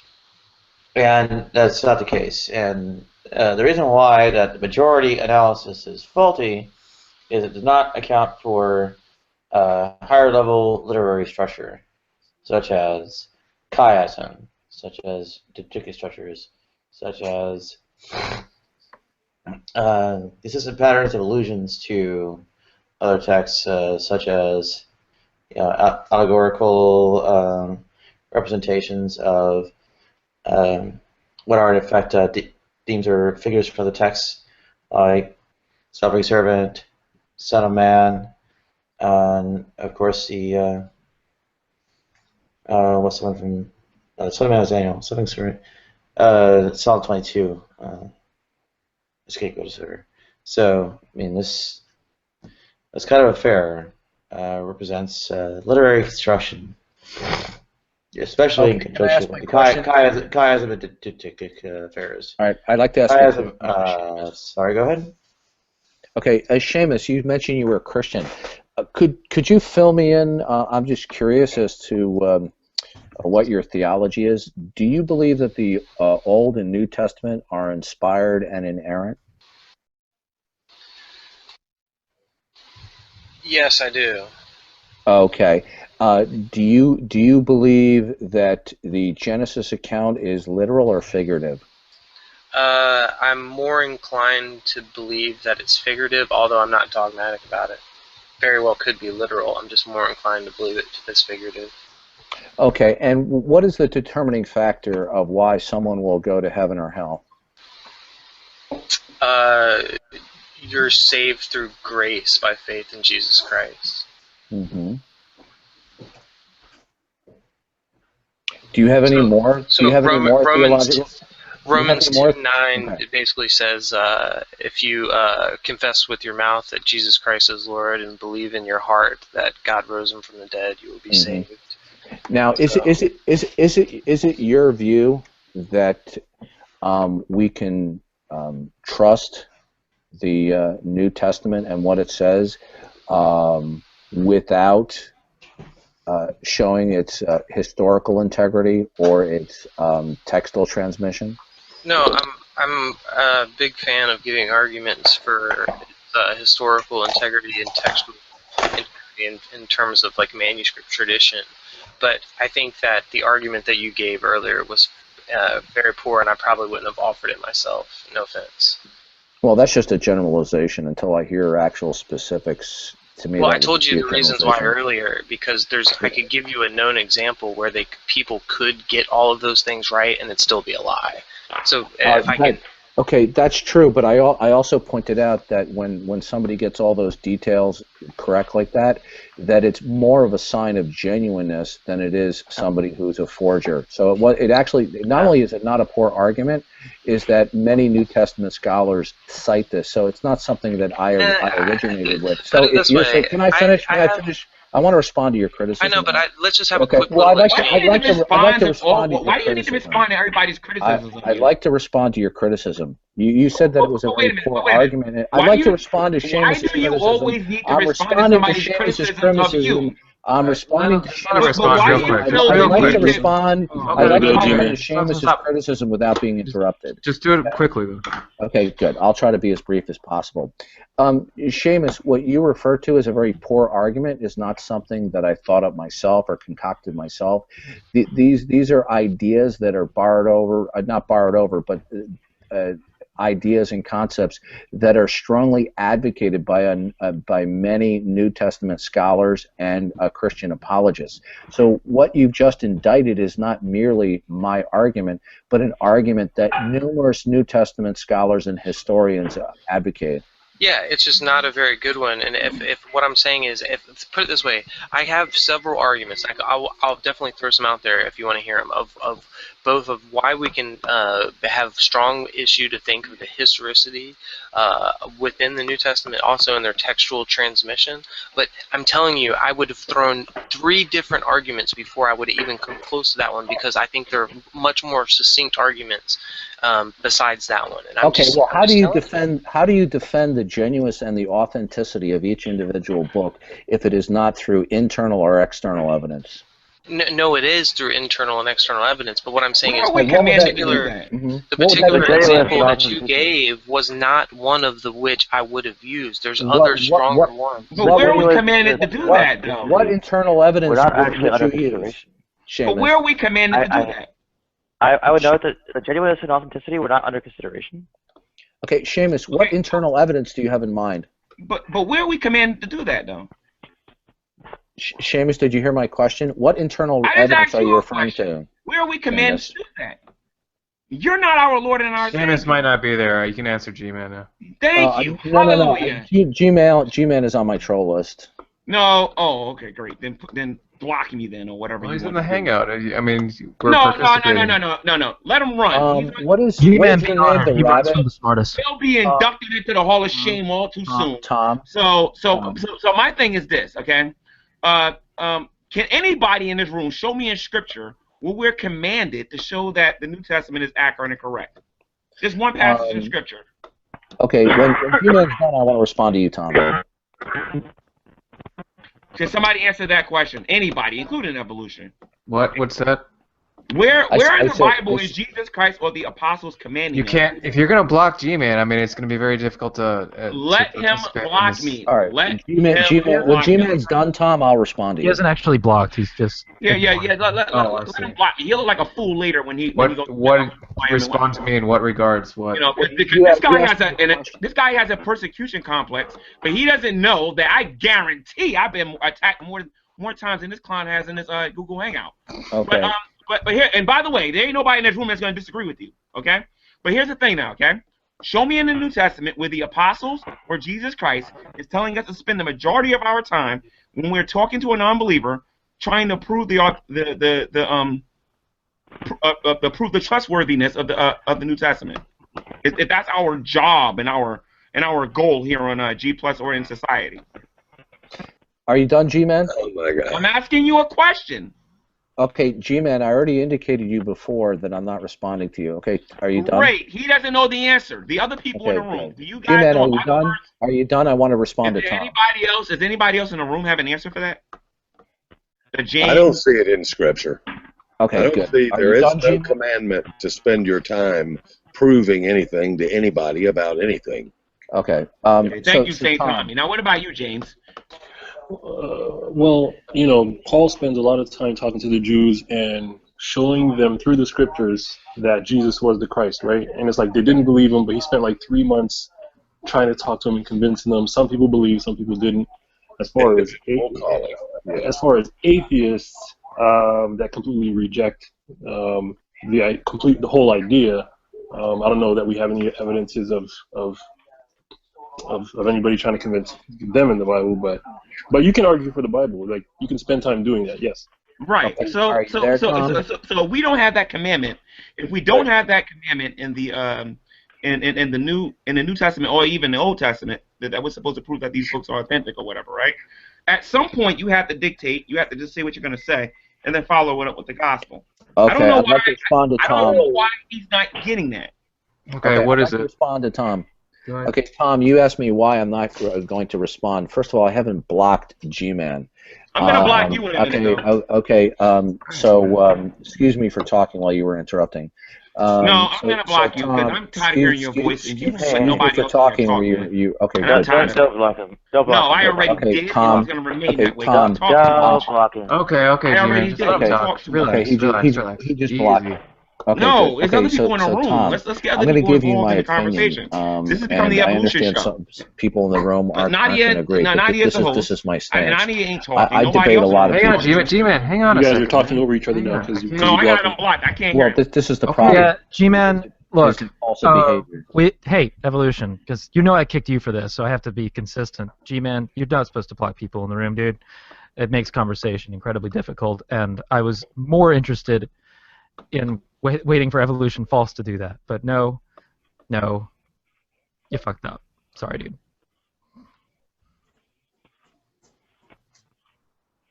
Yep, that's all right. That's okay. So let me give an example. Let's compare, let's say, Ocean with G-Man. Ocean and I a couple of times have had very, very vigorous debates where we, I won't say they were contentious, but they were very, very vigorous. But I wouldn't even think of not responding to Ocean because, number one, Ocean is he's a very intelligent, cerebral, thoughtful. I don't agree with a lot of what he says, but Ocean is not obnoxious. He's not filled with self-importance. He's not a blowhard. And hold on one second. What? Well, I'm just saying is there are trolls come in all forms, and they come in by the name of atheists and Christians as well. Back to the topic. Yeah, and so I've deemed. We're not looking for a lecture. Okay, it's very clear what G-Man is, and you don't need to talk about G-Man anymore. Just get back to the. We're not looking for a lecture, all right? Mm-hmm.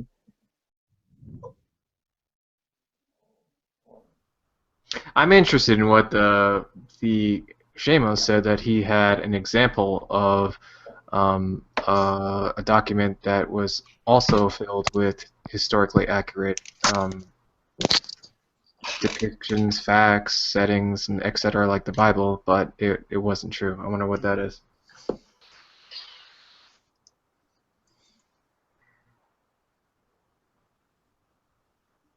Is Shamos AFK? Yeah, I'm pretty sure he's not here. Oh, there he is. Let me get unmuted. There we go. No, I told you that there's certainly many examples, but I can't think of one off the top of my head, but I can accomplish it easily through a thought experiment.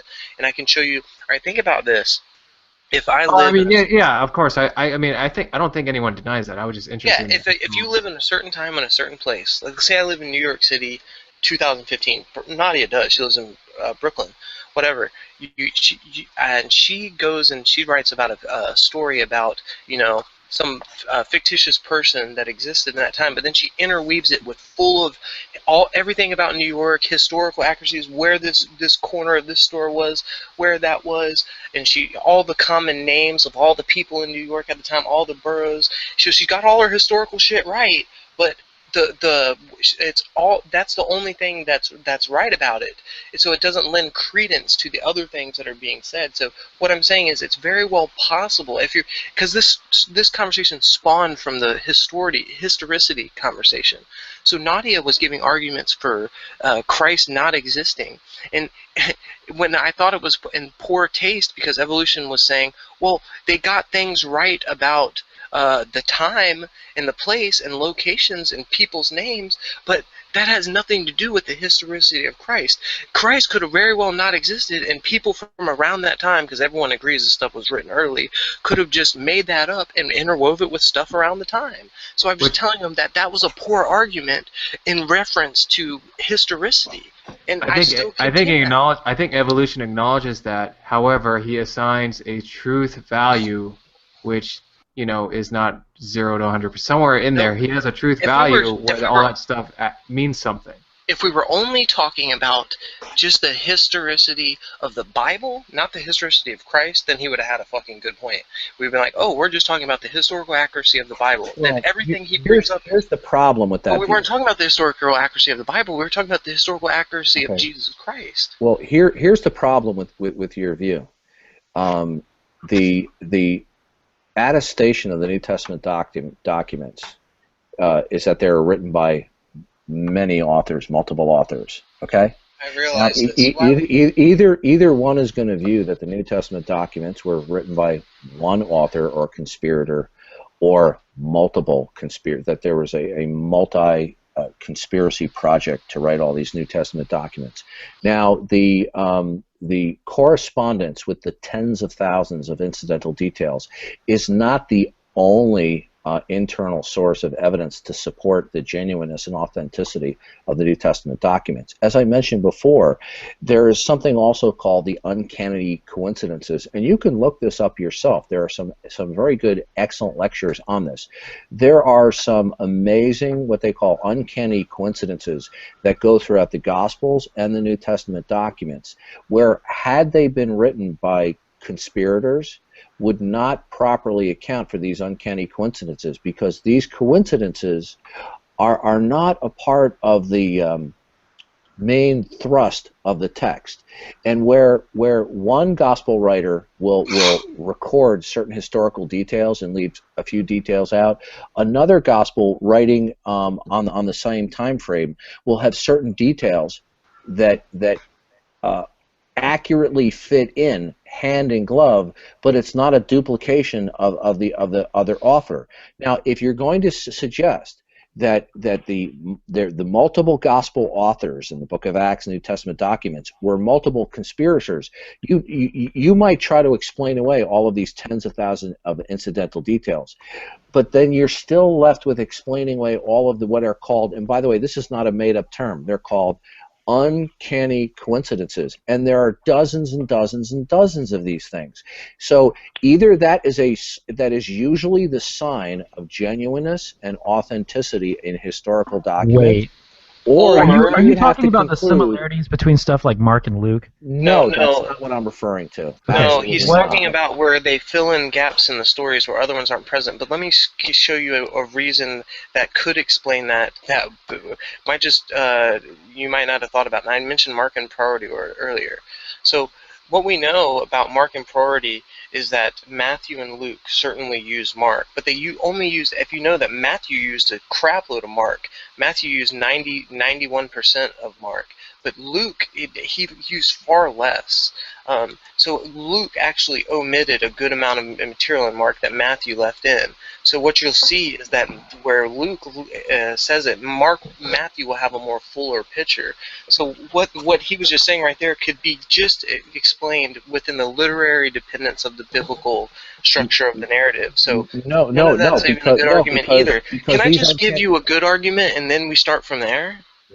Well, these uncanny differences that I brought up are not a major thrust. They're things that people, and when you listen to these lectures by the Bible scholars going over these, I usually lead with my major thrusts. Okay, good. Well, these uncanny differences, and there are many dozens. I usually lead with the. Okay, good. I lead with my major thrust on your mom.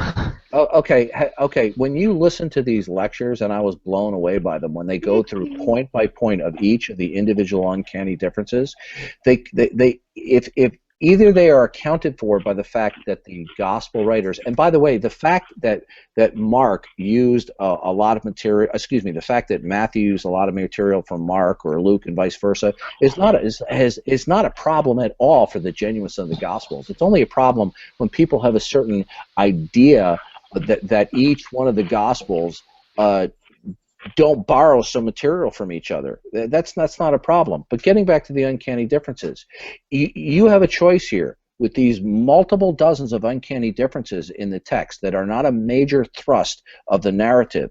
You either have to say, okay, the reason why we can explain this is because they're genuine and authentic, or you would have to conclude that there was this bizarre movie-esque, Hollywood-esque conspiracy. Or they're literally dependent on each other. No. There's only two conclusions that can be made.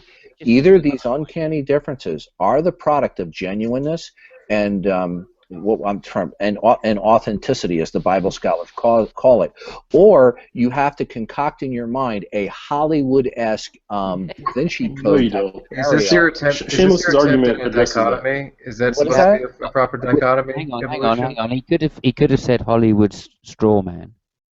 No, I said, like, let's take, for example, the Da Vinci Code. The Da Vinci Code is a clear example. Please don't bring up the Da Vinci Code in a conversation about history. It's offensive. Let Shamos finish his argument, man. Okay, well, what I'm saying is that Mom's read that. if you reject the idea that these many dozens of incidental details are a sign and are more likely to be a sign of genuineness and authenticity, then you only have one recourse, is that these people were sitting down, multiple collaborators, and say, wow, let's write this so that 2,000 years from now, when people are trying to prove that we were actually used the other author's work. They used each other, dude. God, man. Look.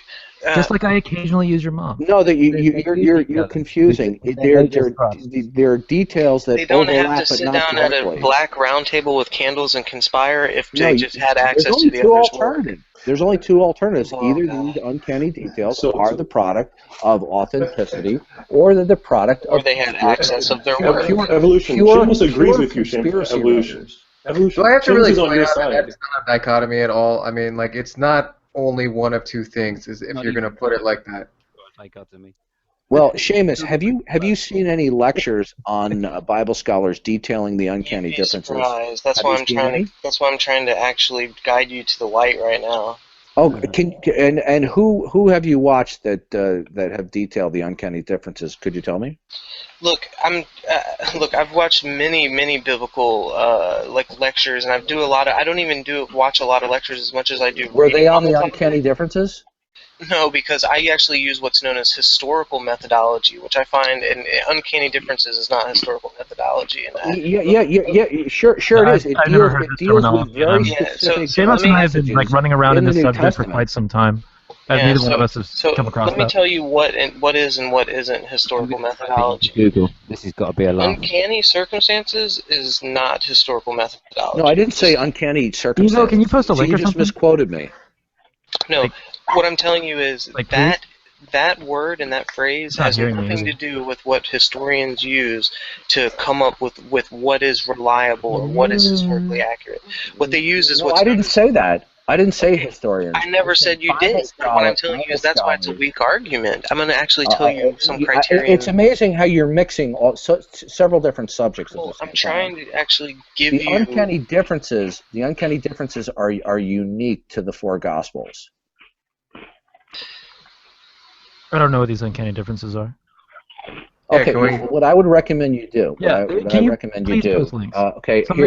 describing what you're talking about, Evo. Okay, I have to go soon. I know you do. Ocean. As soon as you get challenged, you have to go. Into Google. Let me just say this, and I'm going to go. Ocean, go into Google, type in the name Tim. It's not my job to do your research. Please do your research for yourself. No. I'm just pointing out to you that this is a scholarly presentation of what has been coined the uncanny differences in the gospel text. But it's not historical criteria. His name is Dr. Tim McGrew, and you can see his lectures on YouTube. If you want to establish historical reliability, you should lead with historical criterion, but maybe that's just a bad idea. I don't know. Or maybe you should lead with some coined phrase from some scholarly debate you watched on YouTube and thought was cool. I don't know.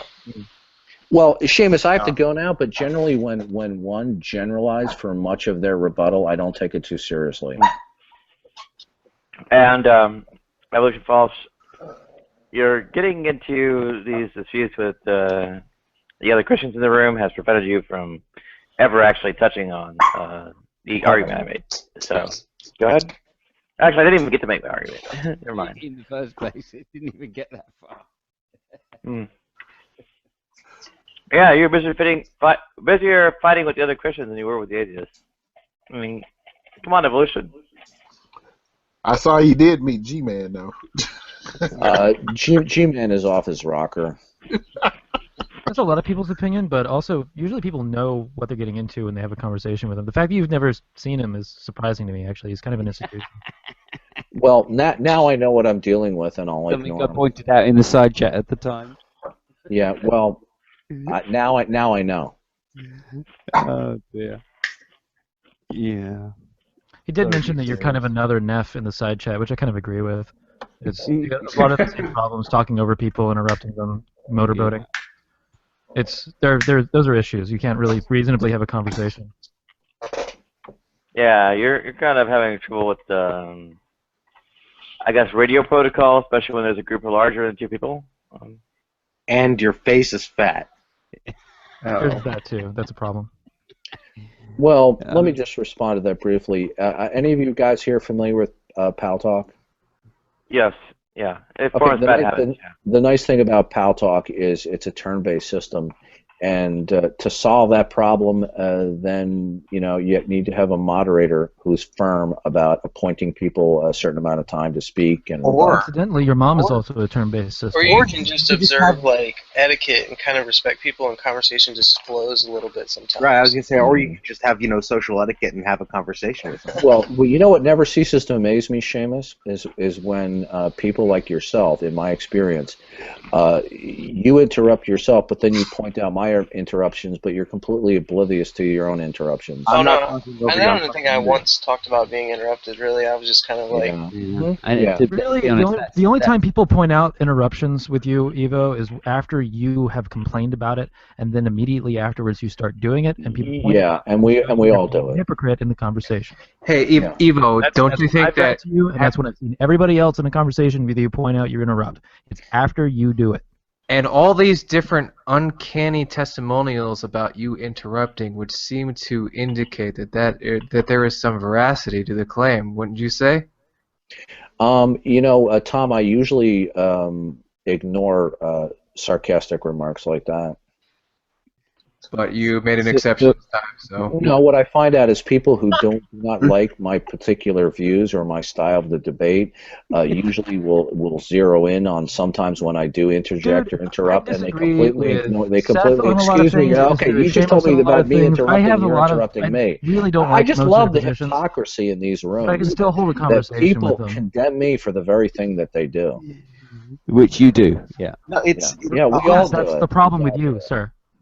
No, I mean evolution. It's about social graces. I mean, there are ways you can interrupt or interject something without just totally steamrolling over somebody. Yeah, and it always seems to. And then all the times with the threats of like, I'm not gonna come to you accept your invites. Well, boo-hoo. Then go to Pal Talk. We actually like you in here, Evo. Like, we like to hear you talk about this stuff. Like, we like you in here, but I think if you spent less time talking, because you go a little bit over time, and less time addressing trivial jabs and things like that, it would serve you a bit better. But we enjoy having you in here. Like, I think that he's great to have in the room because he's very combative and he's got a lot of interesting opinions. But at the same time, like, he's fucking irritating to talk to. and we're spending like 5 minutes right now talking about other people in the room other than discussing. Mutual. We're spending time talking about other people right now. I said the feeling's mutual, Ocean. Oh no, I find really you very annoying at times, but I don't mention because it. you're so fucking irritating to everybody else. Well, Ocean, just to let you know, as I just said, I don't know if you heard me, I find you irritating many times, but I usually keep silent about it. That's true. But there's been several times where you haven't kept silent about it, and I've decided to be very vocal about my irritation towards you. Well, but you're my entitled to irritation your towards opinion, you would Ocean. stop if you would just be less irritating. Does anyone notice that evolution has this passive-aggressive, whining way of fucking complaining to people? He's a master of the backhanded I compliment. don't mention this, but I'm mentioning this now. I ignore this thing, but I'm mentioning it right now. I don't like this, but you won't hear me complaining about it. I don't respond to sarcastic comments, but I will make that statement. So instead of us talking about each other, instead of us talking about each other in here, let's get back to the topic because we're going to do another 10 minutes. Yeah. Let's stop whining like Girl Scouts. Evo, if you are going to leave, then you can leave. And normally, I am going to be leaving. Let's get G-Man back in here then. Normally, I bring Girl Scouts, but I ate a brownie once.